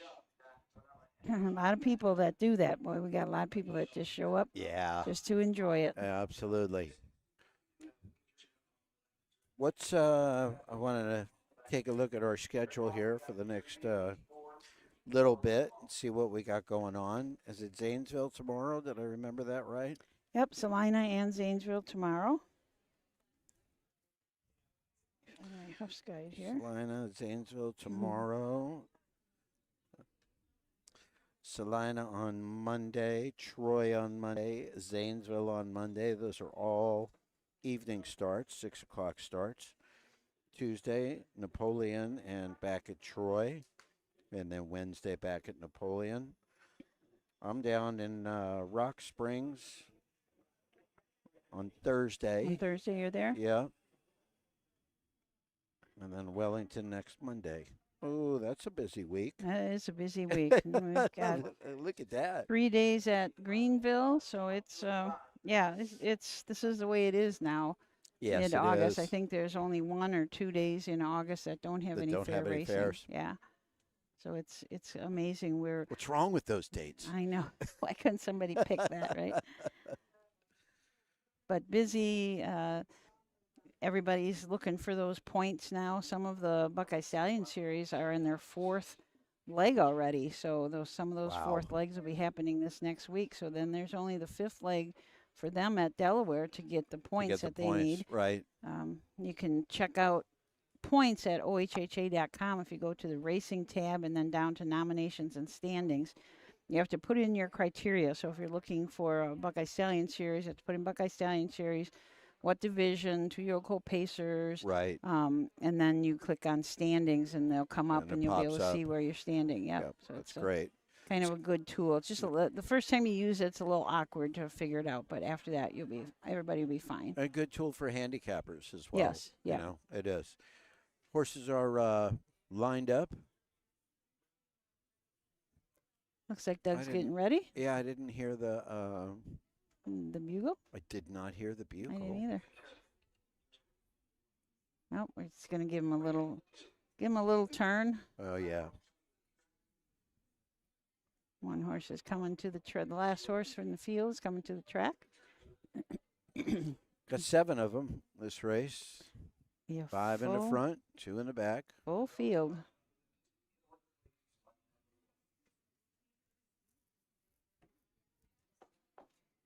So as I said, on that website, you can check for the Sire Stakes, Ohio Fair Conference, Buckeye Stallion Series, and the Ohio Fair Championship. And it has the They're all points on and there. standings for all of that? All those, yes. Oh, that's awesome. The horses are on the track for the 6th race. 3-year-old filly pace, second division for $6,910. Nancy Parsons Memorial. A field of 7, and these are the horses. Number 1 is Dancing Susie. Chris Hirschberger drives. 2, Judge Me Again, driven by Clifton Bell. Number 3, Song of the Dragon with James Day. 4, Western Sky, Darren Daller up. The 5, Midnight Western, driven by Drew Neal. 6, Section 9 Flame, Emmanuel Miller. Number 7, Frisky Mary, Rod Adams Jr. in her sulky. So we'll take a closer look at the horses in this race. The Menzie Parsons Memorial. Dancing Susie and Chris Hirschberger from the rail. Chris also trains for CNN Stables of Canton, Ohio.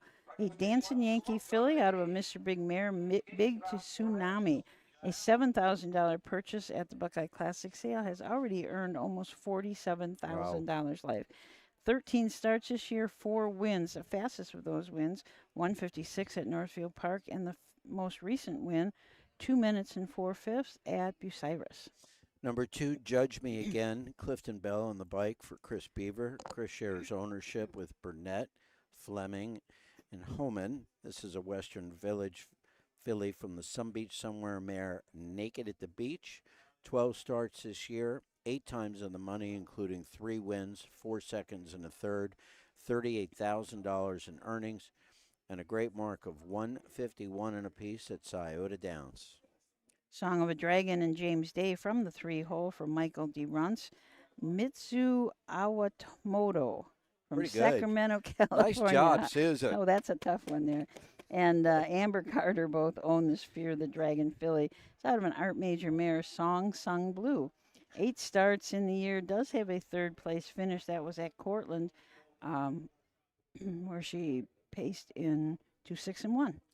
Number 4, Western Sky, Darren Dowler in the bike for Terry Henry. Joyce Wagner owns and bred this Big Bam Ray filly from the Western Hanover mare, Western 6. He's had 5 starts this year, had a 2nd-tier start, tough position at Bowling Green, had the rail at Tifton. Oak Harbor was a 4th place finish, and I think just needs maybe a couple of more starts for them to get an idea of what this gal's made out of. So Western Sky is your 4-horse. Midnight Western and Drew Neal from the 5-hole for David Warren's staff. David also owns, bred, and trains this filly out of a Western Vintage mare. Has had 4 starts on the year, 2 thirds. Did pace a couple miles in 59, both at Marysville and Bucyrus. I lost my place. I lost it last time. Section Line Flame is the 6. Manny Miller for Herman Hagerman. 1st, 4th, 2nd, 3rd, and 2nd. That's the last 5 starts for Section Line Flame. This is a Catch the Fire filly from the Major and Art Mare Section Line Aqua.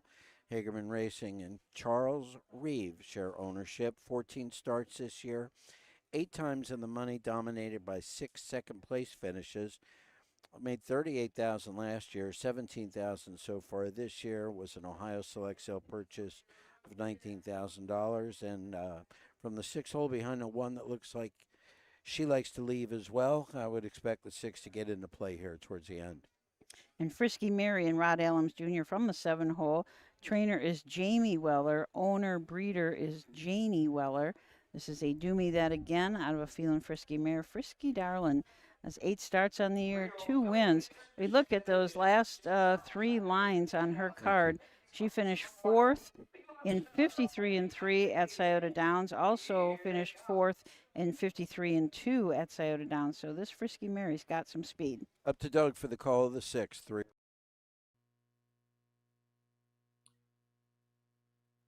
For 'em heading right to the front. Dancing Susie, Judge Me Again, between horses, Song of a Dragon, caught wide as they move into the turn. Midnight Western, skimming the cones, Section Line Fame. Then it's Parsons Marion trailing up the other Western Fame.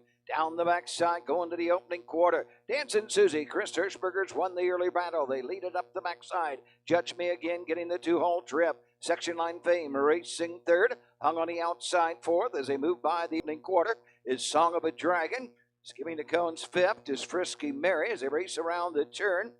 Racing next is Western Sky, and trailing the field around the turn is Midnight Western. 30 3/5 as they come on over to the 3/8 mark. Dancing Susie fronts the field by a length. Judge Me Again right there. Second, third is Section Line Fame. Frisky Mary comes first up. Picking up that cover, Frisky Mary is Western Sky. We got 5 in. We got 2 out. Second to last is Song of a Dragon. And 7th and last is Midnight Western. They're halfway home. They're on to the 5/8, and Dancing Susie shows the way. Judge Me Again second, the half in a minute. Up the cones third is Section Line Flame. Third on the outside, Frisky Mary. To the inside, Buried as they head up the backside, Song of a Dragon. Across the backside for the final time, moving to the outside, Western Sky, and Midnight Western trails the field. They near 3/4. Dancing Susie, the leader. Judge Me Again, the outside second. Section Line Fame third. Fourth is Dancing Susie into the turn, fifth on the outside. Midnight Western at 3/4.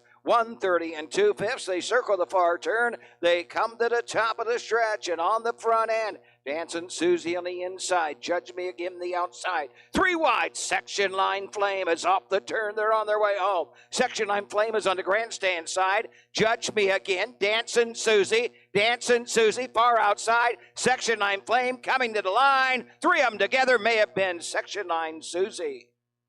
Judge Me Again and Section Line Flame. The mile 1:59 3/5. Hello. 1:59 3.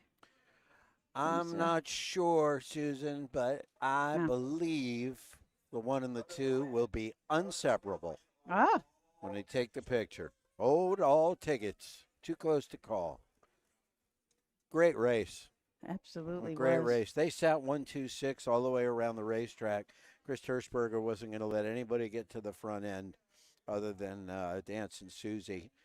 Judge Me Again with Clifton Bell. Perfect 2-hole trip. Did exactly everything you're supposed to do. Breaking out at the top of the stretch. Try to come around. And like we said before the race started, Manny Miller got away good. Yeah. Got that 6-hole behind the 1 and made a big, bold move down the stretch. I think he was off by about a head of getting beat, but the 1 and the 2 were certainly at the wire together. Yeah, it was a great race. There was action. I mean, everybody wanted to leave. Goodness, there was a ton of horses leaving. 4 across at the start. And then going to the half, or past the half, I thought that they were going 3 wide in that turn already. There was Looked like it. A lot of action. A lot of action. Great race. And a sub 2-minute mile. 1:59 3.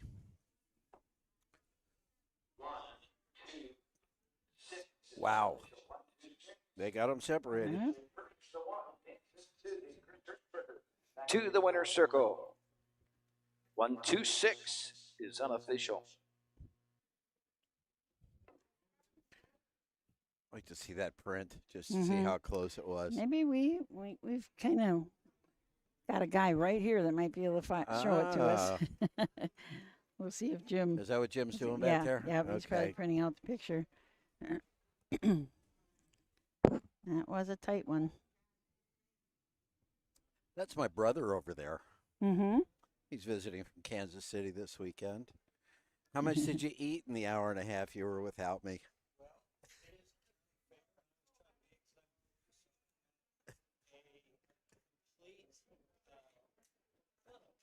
Yeah. Ooh. Okay. Funnel cake.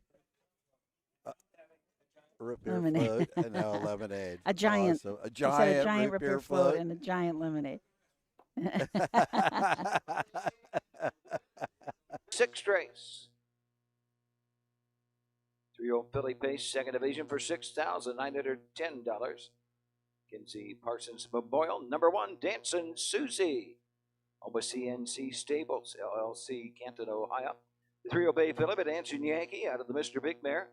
Big Tsunami picks up season's win number 5. Chris Hirschberger trains and drives. Number 1, Dancing Susie, the mile, 1:59 3/5. Here's the way they finished. Number 1, Dancing Susie, the winner. 2, Judge Me Again, 2. The 3, Song of a Dragon, 6. Number 4, Western Sky, 7. 5, Midnight Western, 5. 6, Section Line Plain, 3. 7, Frisky Mary, 4. 1:59 3/5. 30 3/5, a minute, and 1:30 2/5. 1, 2, 6, 7, 5, 3, 4 on the bottom. Dancing Susie, $10, $4, $3.20. 1, 2, 6 try, $31.40. $3.60 for the 1, 2 Quinella. Pretty cool race. Absolutely. Love those when they're flying at the end and you can't separate them. Those are the best.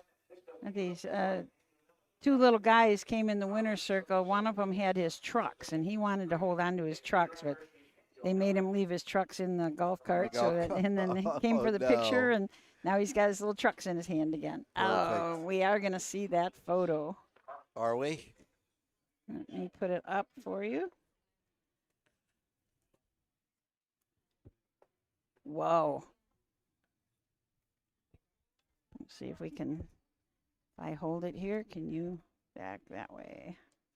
Oops. Further? Too dark, huh? Can you do it? That is so tight. Whoa. So the inside horse, man, you can, Wow. it's so close. Oh, my God. Look at that. That is neat. The winner circle picture from that race. Wow, that's just a whisker. No wonder we couldn't tell the difference from up here. Yeah. Oh, that's great. Awesome. Thank you, Jim. Thanks, Jim. Thanks, man. That was great. Now he will take it down. You got to take it down to the pari-mutuel booth. So Jim now will take that picture down and post it down where they're taking the bets, because there's going to be people down there arguing about it. Yep, they're going to say, there's no way. Yeah. There's no way. 6th is complete. We have 3 more for you today. Chris Short Racing sponsors the 7th. You know, it was interesting that this last race was the Minzy Parsons Memorial. Yes. And earlier we had the, let me find it, the Wayne Parsons Memorial. Oh. So the family must have, I'll bet that was Grandpa and Grandma that they were honoring here at the Hartford Fair. Pretty that nice. makes sense. Yep, that makes sense. The 7th is a 2-year-old colt pace with a purse of $6,880.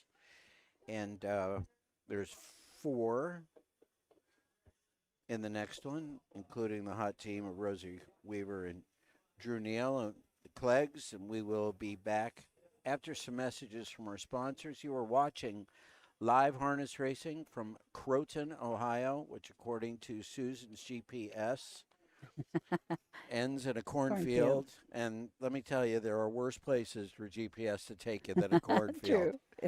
We'll be back with the 7th after a short break. Volstead, Coach K. Hanover, Slade, Ohio's top trotters stand at Dublin Valley Farms.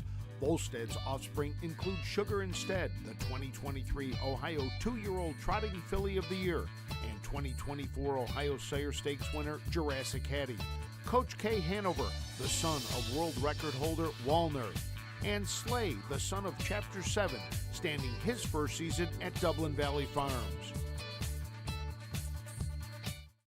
At Ohio State's Galbraith Equine Center, our veterinary champions are here for your champions 24/7, 365 days a year, providing advanced specialty care for sports horses from all stages and disciplines. Our expert team of boarded surgeons and sports medicine and rehabilitation specialists, together with veterinary cardiologists, internal medicine, and ophthalmologists, make our hospital your best resource for all sports horse performance issues. The Ohio State Veterinary Medical Center's Galbraith Equine Hospital. Call us today at 614-292-6661.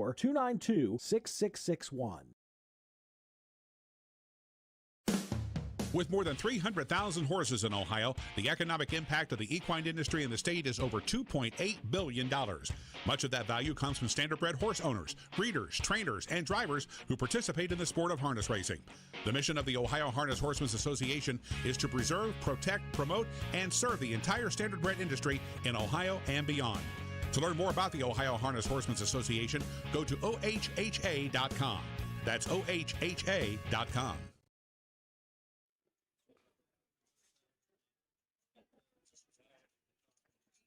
Okay, we've got a couple comments. David Myrick said when Ranger Steck's dad, Ron, was young, they called him the Marengo Kid. So he says maybe we should call Ranger the Marengo Kid Jr. Junior, yeah. That'd be appropriate. Got 7th race. 3 more. If you're here at the track, win, place, perfecta, and trifecta wagering available for the 7th. I'm going to think that they're doing pretty good with the money that's today. going through there. Yeah, the handle. There's been a lot of people lined up there. Guys in there are busy doing that today. They have, it's just like everybody, you know, everybody has a crew. The officials have these different crews that come. You know, the horsemen come to race. We come to do this. The Parimutuel guys come to do their thing. Yeah. They've got a big group. So it is kind of, everybody's got their own little thing, and then they all come together to make all this happen. So it's pretty neat. Yeah, it sure is. And there are a couple of hundred people here in the grandstand this afternoon. It's a really nice crowd. We've got families, multi-generational families sitting together, and a lot of action, tickets and programs and all kinds of stuff going on. Comfortable and nice here too. Yes, it is. It's so nice with the breeze coming at us. Yeah. Oh, it's a perfect day. Let's. Horses are on the track for the 7th race. IFA Racing Conference, 2-year-old Colt Pace, 2nd Division, $6,880 for a short racing stable blanket. Manuel Miller will drive the 3, Carbon's Oh So Famous. And these are the horses. Number 1, Your Love is Driving Me Crazy. Chris Hirschberger drives.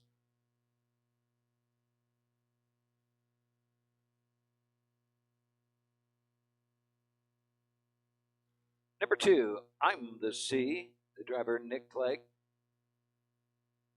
3, Carbon's Oh So Famous, Emmanuel Miller up.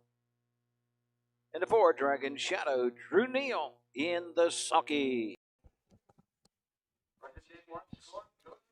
4 horses starting at the rail with Your Love is Driving Me Crazy. Daniel Hale trains Chris Hirschberger in the bike. Hale is the owner. This is a Racing Hill black 2-year-old colt from the Big Bad John mare.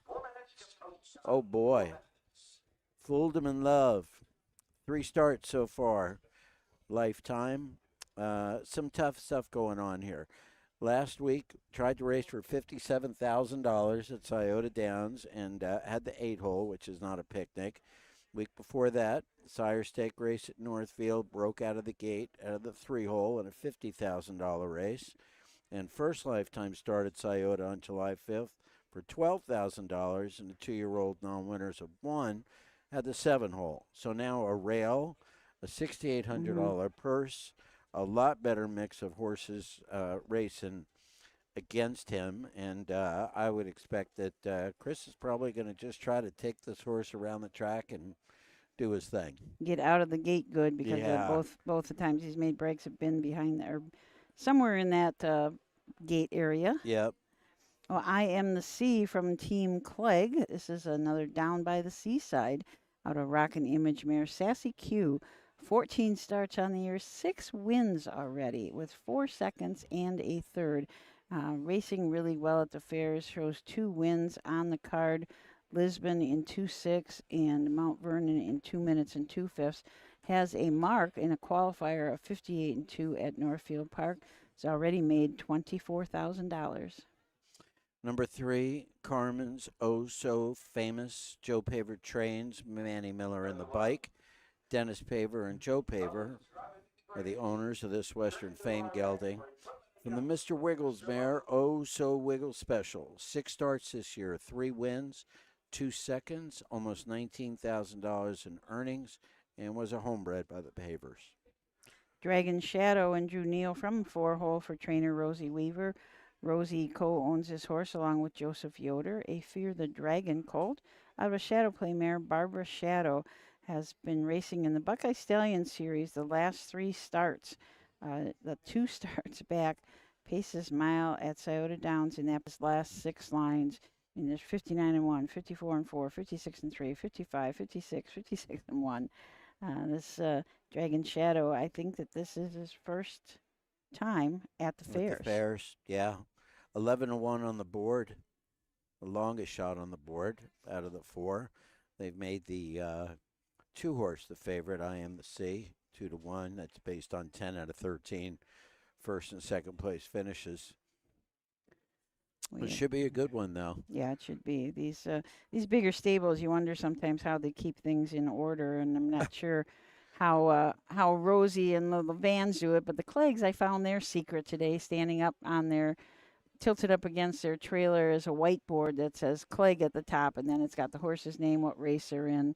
I don't know if it had any other information. I didn't go up close enough to look at it, but you got to have something like that to keep you in line. Oh, 100%. When you're racing so many of them, it's amazing that they Keep get it all done. together. Yeah. Yeah.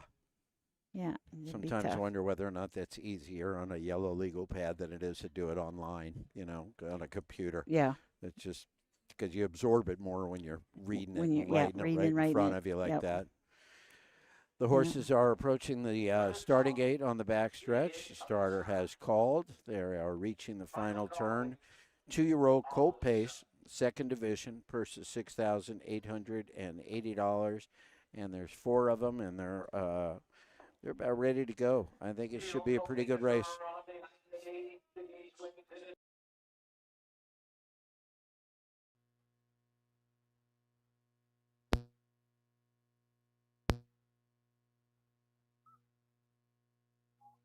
Off stride the 1. Your Love is Driving Me Crazy, going right out to the front. I Am the Sea. Nick Clegg grabbed the lead.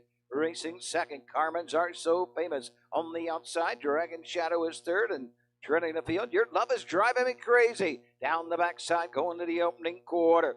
Top of the field and showing away. Down the backside is Nick Clegg, and I Am the Sea. Have the lead. Have it by a length. 2-hole trip, going to go to Dragon Shadow and Drew Neal. Carmen's Oh So Famous is third, and Your Love is Driving Me Crazy trails the field. They race by the opening quarter. I Am the Sea, the 2-year-old Bago, the son of Down by the Seaside, looking for his 7th of the year, has the lead. Opening quarter, 30 3/5. Dragon Shadow is second. Carmen's Oh So Famous is third. Your Love is Driving Me Crazy off stride and trailing the field. They pass the stand of first time. Field of Pacers in straight alignment. Nick Clegg, I Am the Sea, shows the way. Dragon Shadow right there, nose to helmet is second. Carmen's Oh So Famous is third. And Your Love is Driving Me Crazy trails the field. On the 5/8 they go off a half in a minute and a 5th. I Am the Sea, the leader. By a length as a head up the backside. Dragon Shadow right there second. Carmen's Oh So Famous is third. And Your Love is Driving Me Crazy trails the field. Cross the backside for the final time. I Am the Sea's got every call. He leads it by 2. Dragon Shadow is second, racing third. Carmen's Oh So Famous and Your Love Is Driving Me Crazy trails the field. They're at the 3/4 mark and moving into the far turn. I Am the Sea will guide the fillies around that far turn. Here comes Dragon Shadow to the outside. 3/4 in 1:32 with an 1/8 of a mile to pace. I Am the Sea. Dragon Shadow trying to come to her. Racing third up the inside. And on the outside is Carmen's Oh So Famous. Inside the final 16th, they're all chasing I Am the Sea, but getting up in the final strides, Carmen's Oh So Famous. I Am the Sea, second, third, Dragon Shadow. The mile, 2 minutes and 4/5. Another great drive for Manny Miller. Yeah, absolutely. Really, really strong performance there. Just kind of sat third or pretty much the whole race, and when it came time, had plenty left. Carmen's Oh So Famous, 4th win in 7 lifetime starts. Earnings now over $24,000. Makes his 4th start of his young career. 4 starts, 2 seconds out of 7 starts. The only blemish was a finish at Northfield Park where he finished 4th, only back by 2 1/4 lengths, and paced a mile in 58 and 2 that night. Yeah, so. parked out a middle half in less than a minute. Yeah. I mean, that's a good one. Went off at 8-5. Well, all the lines kind of came down together there. 8-5 second favorite. Congratulations to the Pavers. I think they've got a nice one here. So that was a big time move that Drew Neal made on the backstretch. He was, or I should say, just coming out of the turn, he was pushing Nick a little bit. He looked like he wanted the front and pushed Nick just hard enough that Nick scooted by and Drew dropped right in the 2-hole. It was kind of a perfect little move there. Yeah, that was. You okay, brother? I saw that. Race, the second division of the Cheater Coat Pace Ohio Fair Racing Conference. Number 3, Carmen's Oh So Famous. Gio Paco, the son of Western fame, out of the Mr. Wiggles mare. Oh So Wiggles Special. 4th career win for the winner. Dennis Paver in partnership with Joseph Paver of Raymond and Marysville, Ohio, owned Joe Paver trains. Manuel Miller in the sulky. 2nd winner of the day for Manny. This is behind Carmen's Oh So Famous. The mile, 2 minutes, 4/5. Blanket by Chris Short Racing. The winner, $5.20, $3. 3-2-4 try, $11. 3-2 exact is $6.80. Here's where they finished. Number 1, Your Love Is Driving Me Crazy, 4. Number 2, I Am the Sea, 2. 3, Carmen's Oh So Famous, the winner. 4, Dragon Shadow, 3. 2 minutes, 4/5, 30 and 3/5, a minute and a fifth, and 1:31. 4-2-1-3 on the bottom. 29 and 4 last quarter, which is pretty good from pretty a nice few mile. lanes off. Yeah, very, very nice mile. Congratulations to the Pavers, who I saw ordered 2 winning circle pictures Did from they? Bradley Conrad. Yes.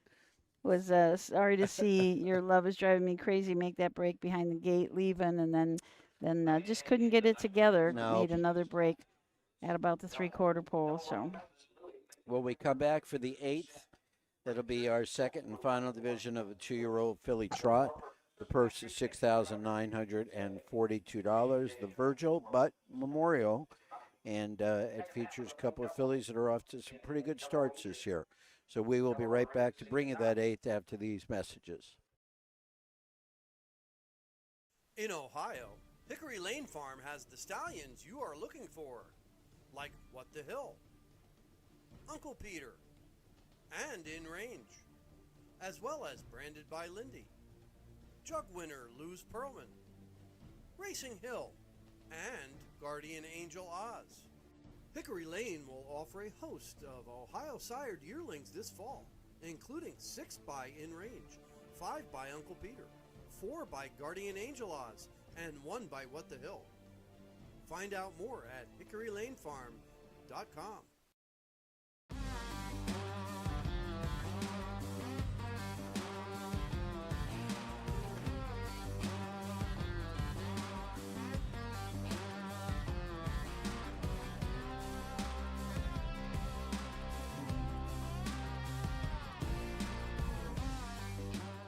you want your horse to shine in the winner's circle?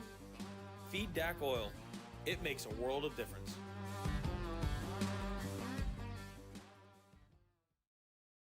Hey kids, we invite you to join the Backstretch Buddies Club, a fun and free club for kids 12 and under who love horses and wants to be a part of harness racing in Ohio. Once you've signed up, you will be able to join Willie Winnett and exciting adventures and receive awesome surprises. Sign up today using the QR code. Midland Acres is proud to stand the Prominent Stallions, TCI, Long Tom, Ready for Money, Monty Mickey, Summa Cum Laude, and Bit of a Legend.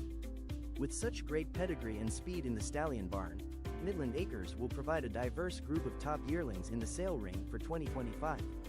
Visit us this fall at our consignments at the Blooded Horse Sale on August 26th, the Ohio Select Jug Sale on September 12th, and the Lexington Select Sale on September 29th through October 3rd.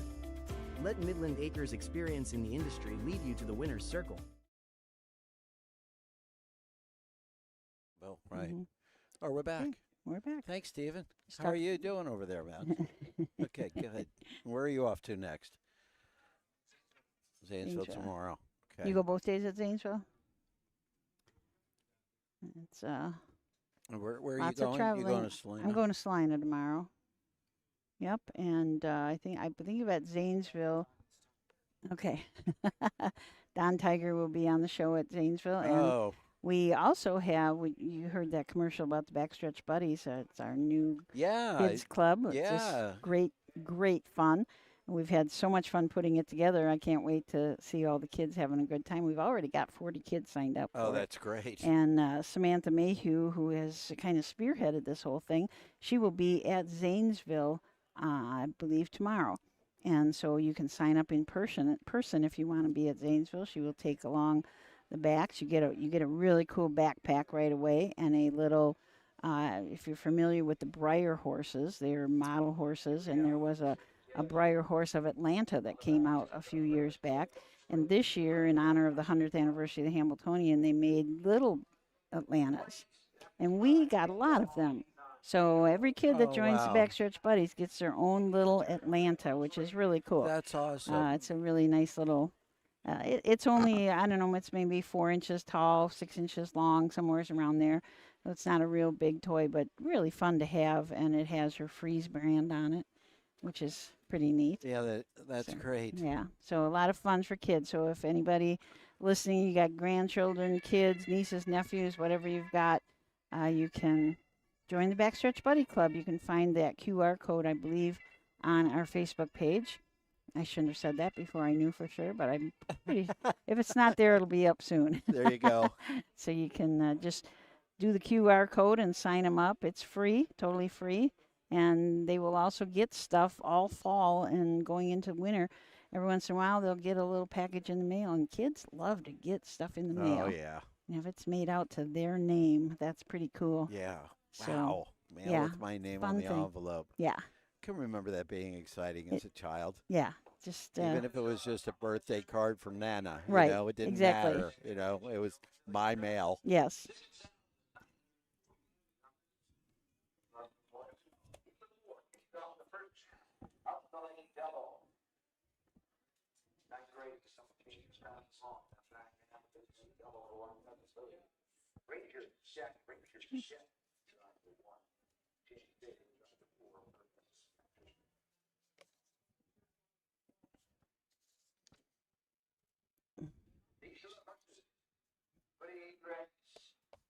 Number 2, driven by Drew Neal.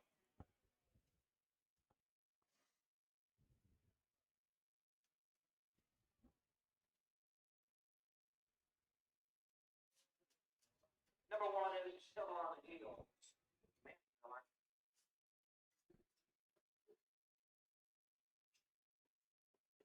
But you're ready. Mike Spearman driving. Number 4, already dancing. Richard Sugar in her song. Participate one sport, go to the gate. When point to step the stride. Drinks, draw first up the lane double. You now don't be shut out. Wager now. Yeah. Sorry about that camera work. I couldn't find the button that makes it go up and down. I found the button that you can twirl it like I this, see that. but couldn't find that other button. Steven, did you hide the buttons before you left? Yeah, I couldn't find the up and down button. Steven's back, thank goodness. Steven's back. We don't want me doing a race. That's for sure. I'm telling you, Susan, it's a lot easier just holding the iPad in the air. Yeah. Oh, yeah. I imagine that's what you do in Kentucky, right? Yeah. Let's take a look at our 2-year-old filly trotters in this afternoon's 8th race. Again, if you're listening here at the track, this is the first half of the late daily double. After you, Susan. Hill on Heels, Emmanuel Miller up for Herman Hagerman. Again, they've been an awesome team for the last few fairs. Springhaven Farm, Utica, Ohio, are the owners. A What the Hill filly out of a Majestic Sun mare pole dancer. Sold at the Harrisburg sale for $13,000. Has just 3 starts on the year. Last time out finished second at Bowling Green in 2-7. Time before that at Northfield was in the Buckeye Stallion Series and had a 5th place finish, but trotted in 2-1. Start before that was another Buckeye Stallion Series, finished 3rd in that one, trotted in 2 minutes and 2/5. I'd say that's a pretty good start to a very young Absolutely. campaign. Number 2 is Tom's Queen. Drew Neal on the bike for Rosie Weaver, a long Tom filly from the Master Levesque mare Queen of Levesque. Had 7 starts, 4 times first, second, or third. Winning time of 2:07 and 1, $7,400 in earnings. Heartland Acres, Rosie, and Cabby D LLC share ownership. Coming off a really nice win last week in 2:07 and 1. Prior to that, raced in that $55,000 race, 8-hole before that, and then break, going back 3. I have to think that the win last week, with a nice move at the half from 5 lengths off to winning by 2.5, probably got this one maybe figured out a little bit. So good luck to that team. Mike Spearman owns, trains, and drives Out of Your Range, an in-range filly out of a Cantab Hall mare. Drive Me Wild. 6 starts on the year, 2 third-place finishes. Those were at Hilliard and Marion. Has trotted in 2-6 and 3 and a mile up Cyrus. And number 4, Already Dancing, an Uncle Peter filly from the Angus Hall mare Dance Hall Mistress. Chris Hertzberger trains and drives. Bob Troyer is the owner. 1 lifetime start, period, from the rail last week and the 6th place finish. And that's what they do on the first time out, is just take them around the track. Horses are in the final turn and on their way towards our stretch here in Croton/Hartford. And here they come for this afternoon's 8th race. Let's take it up to Doug Bellinger for the call.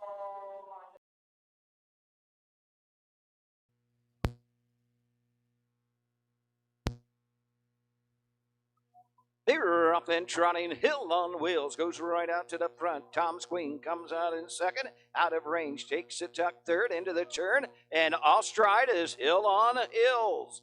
Moving through to grab the lead. Tom's Queen, the one, jumps it off, is still on the gallop to hit up the backside. Out of Your Range racing next and second, and Already Dancing trails the field on the backside in the opening quarter. On top of the field and showing away. Tom's Queen, Drew Neal, the leader. Hill on Hills races second. Out of Your Range trotting third. Already Dancing trails the field. Trotting by the opening quarter. Tom's Queen has the field of trotters by the opening quarter in 32 4/5 as they race around the turn. Racing next in second, that is Hill on Hills. Out of Your Range third. Already Dancing trailing the field. Passing the stands first time, coming to the halfway point. Tom's Queen, 2-year-old Bay Phillip, a long Tom, looking for his second of the season, shows the way by open links for Drew Neal. Hill on Heels is second. Out of Your Range third. Already Dancing trails the field. They're at the half. Tom's Queen and Drew Neal take him to the 5/8, off a half in 101. Hill on Heels is second. Out of your range, third. Already dancing, can see them all. Down the backside with the final time. Tom's Queen, the leader by a good 15. Hill on Heels is second. Out of your range, third. Already dancing, trails the field across the backside. They head to the 3/4. They're into the far turn. And Tom's Queen, with Drew Neal, will guide the 2-year-old filly trotters around that far turn. Hill on Heels is second. Out of your range, third. Already dancing, trails the field. 3/4, 132 and 3. They come to the top of the stretch, and on the front end, it's Tom's Queen with the lead by 18 to 20. Make it 22. Hill on Heels is second. Out of your range, under a hand drive. Drew Neal gets his third on the card here at the Croton Fair today. Second to 1, Hill on Heels. Home third. Out of your range, fourth to 4. Already dancing. The mile 2:02. Nice mile in 2:02 for Tom's Queen. It was pretty much like a training mile because he was so far in front that I don't think Tom's Queen could even hear the Hill on Heels, the second place horse. I think Doug called it by about 22 lengths coming into the stretch. So it was pretty nice mile. 2:2, last quarter in 29 and 2. Hill on Heels finishing second, out of your range third, and Already Dancing was fourth. I believe Hill on Heels was the only horse in that race that made a break.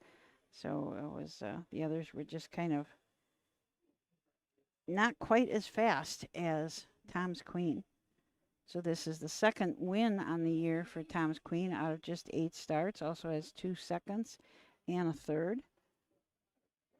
Earnings now up over $10,000.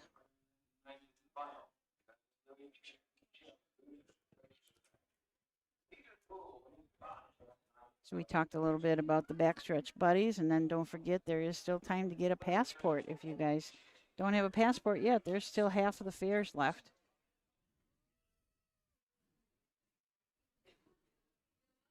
Rosie Weaver out in the winner's circle. Billy Trot. Second division for $6,942. Number 2, Tom's Queen. She'll pay Philip a long time out of the Master Levesque mare, Queen of Levesque, her second of the season. She's owned by Heartland Acres, Rosie Weaver and Gabby D, LLC of Ohio. Rosie Weaver gets her third training victory of the day. Drew Neal gets his third driving win of the day. This one behind Tom's Queen. Home winner 202 establishes a new track record for 2-year-old filly trotters here at the Hartford Independent Fair. Flanking in this race, the Virgil Button Memorial. Goes to the 2, Tom's Queen, Rosie Weaver, and driver Drew Neal. A track record for 2-year-old fillies in 2:02. Number 1, Hill on Heels, 2. 2, Tom's Queen, the winner. The 3, Out of Your Range, 3. 4, Already Dancing, 4. Mile 2:02. Quarter was trotted, 32 and 4. Half 1:01, 3/4, 132 and 3. 2:02, track record for 2-year-old filly trotters. 2, 1, 3, 4 on the bottom. 9th is up next.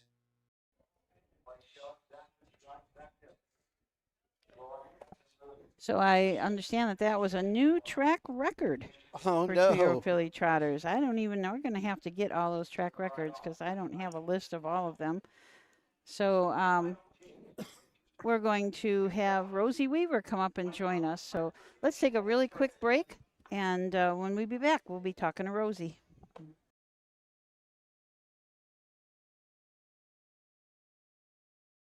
When you need supplies for your horse, one name stands out, Big D's. Since 1976, Big D's Tack and Vet Supply has been the equine experts you can trust. Whatever your horse needs is available at Big D's Tack and Vet Supply. Visit the retail outlet in Streetsboro, Ohio, or order online at bigdweb.com for fast shipping. Most orders ship that day. Or call 1-800-321-2142. Big D's Tack and Vet Supply. Own a little and love it a lot. TheStable.ca is an award-winning fractional ownership operation. Buy as little as 1% of a racehorse and experience 100% of the thrill. Thestable.ca makes ownership easy, accessible, and affordable. Communication and customer service are at the heart of everything we do. Get started at thestable.ca.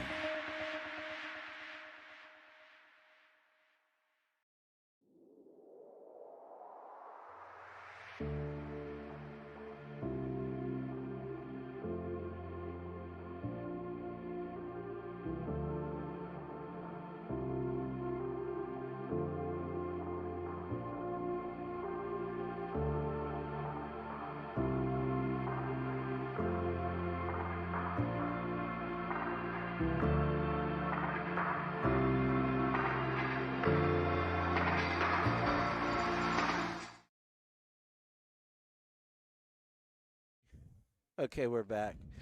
Rosie Weaver has joined us in the grandstand this afternoon. Before anything else, congratulations on an amazing day. 3 wins.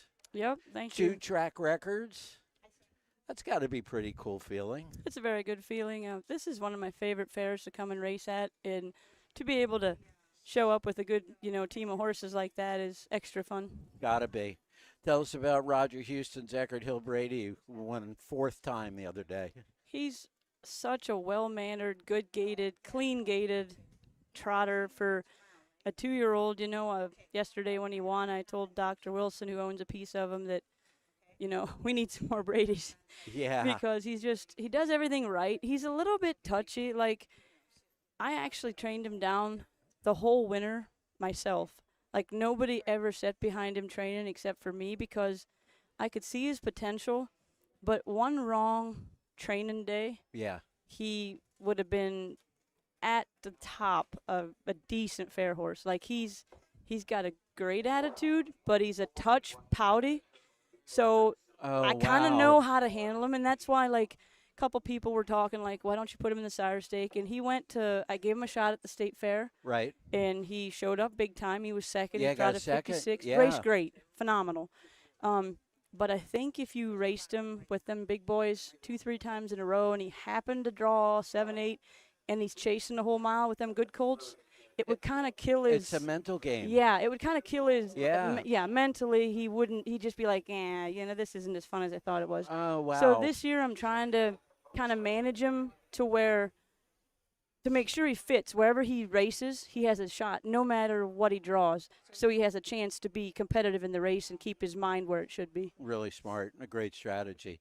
Jammies is just another super. I mean, have you had anyone better than her in terms of consistency over 2 years like she's been? Maybe Smooth Talking. Yeah. He was just always right there. And Pink today was actually the sharpest and the best she's raced all year. I know she's paced faster at Scioto or whatever, but just the way she did it today, usually the announcers are probably laughing at her. Yeah, she was dominant today. Drew didn't have to push her like normal, and yeah, that was the best she's done today, just the way she did it. So, I only have 5 3-year-olds left, and I had 13 to start the season, and it's all some of those just from last year's grain issue. Right. They just fell apart, and they're, all the vets tell me it's just what it is, and I'm not going to keep racing horses that are struggling, so we're down to 5. But Pink's been, and Spend the Prize, those two have been phenomenal this year. And this one with the win in the last race, Tom's Queen, late comer, you said? Yeah, and I I wasn't going to bring her here. I had already entered her in for the Buckeye at Scioto for Tuesday night. I entered her in the state fair, and she did exactly what she's done all year training down. She's big and stout. I think she's my best 2-year-old filly. It won't show this year because it's too late to show as good as she could be. Right. But I know what she is, and I just took my time. She got sore early, and I put her in the pool for like a month, and that really helped her get back on track. But she wants to go faster than she knows how to. Her body is too big for her brain to, it's just starting to gel. Like Drew did one heck of a job keeping her trotting over here when Mandy Miller's horse run. She kind of wanted to run out, and she's just green, and it's over halfway through the season. So at like 9:56, I pulled her back out of the box at Scioto and put her in for here because I thought, the heck with it. She hasn't been in the Buckeye. them fillies are like seasoned compared to her. Correct. And yes. she's going to have to go all she can go the last 2 legs just to make maybe a consolation. And here she can learn more. She didn't learn a lot today, except she went a great mile. But I'd rather have her, follow and learn to be a racehorse. I mean, that was great today. I don't think I've ever won a race by that many lengths. But that's why she's here, and she'll continue to be just at the fairs the rest of the season and try to teach her. And I think she'll be one heck of a horse next year. That's perfect. So it's August. It's a busy month at the fairgrounds. About a month ago, I sat down on my planner and I wrote all the fairs and all the stake races down. And when I got done, Took a nap. well, I felt bad to send the picture to my help because I was like, oh boy, I think they might quit when they see this month. There was I made a line through 14 or 15 of those August days where we go 2 places. Like tonight, tomorrow we have here today, Northfield tonight, Zanesville tomorrow. Yeah, so it's crazy, but so far, like usual, I got a heck of a team, and they're in great spirits, and it helps when you do good, and their horses, and they take pride in the horses they take care of, and it's fun, and it'll be over before we know it, just simply because we're so busy. Yeah. Thanks so much for spending a few minutes with You're us. welcome. Congrats on an awesome day. Thank you very much. 3 wins and a couple of track records. I don't think you that would have been a success if that's what you woke up thinking you might get done today. So great work. Thank you. Thanks for being with us. Rosie Weaver, guys, one of the best out here at the fairgrounds. Thank you, Rosie.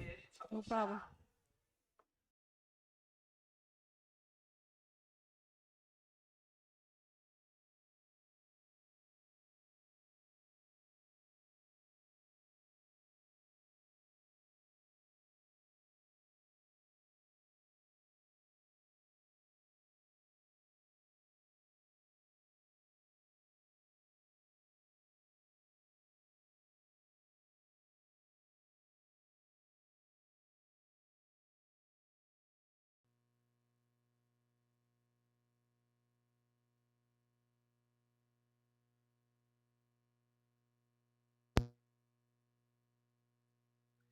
They're up then pacing. Boozer steps right out to the front.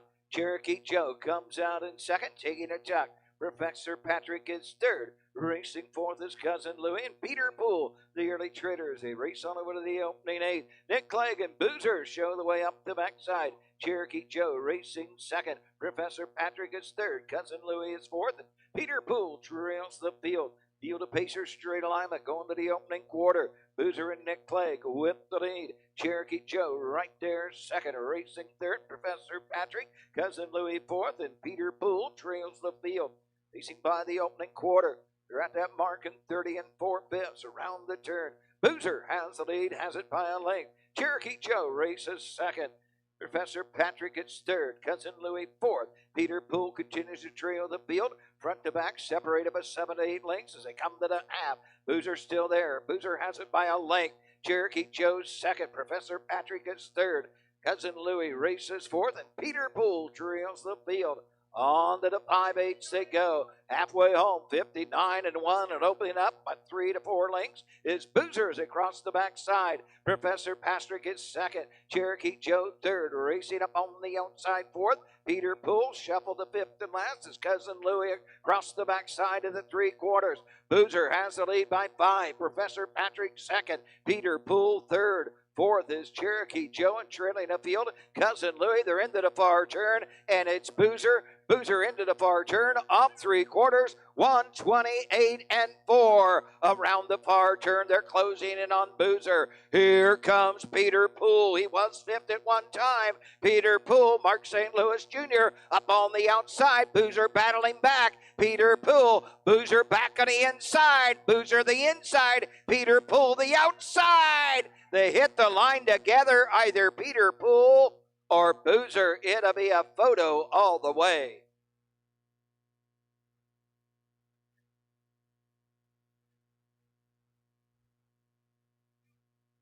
$157-2. Like yesterday, when I screwed the numbers up, I yelled at the judges and I told them, hey, I messed up. And he come back. What's the guy's name with the green hair? Which guy? Next to Doug.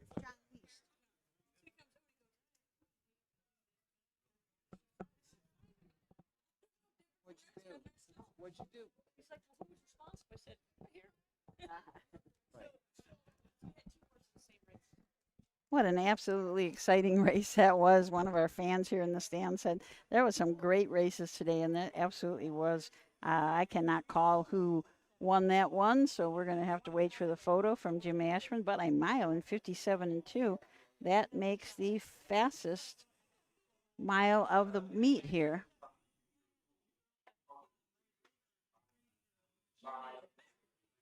Five over the 3, so Peter Poole is declared the winner.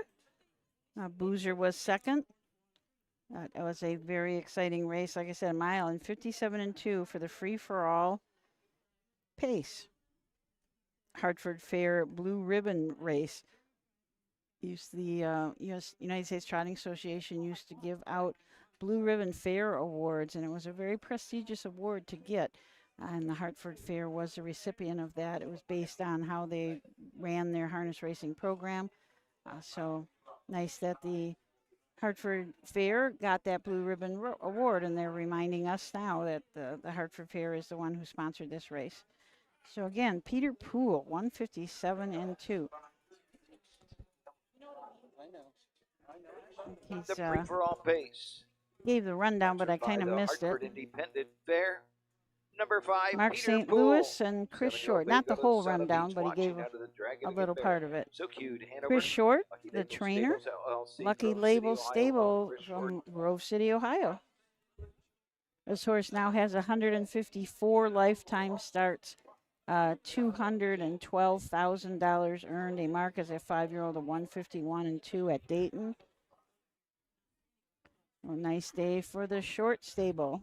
Mark St. Louis comes here and drives 2 and wins 2. We maybe will have a chance to see this. Can we see it quick? Okay, we're going to show you the finish. Ooh, again, a really tight finish. You can be able to see that.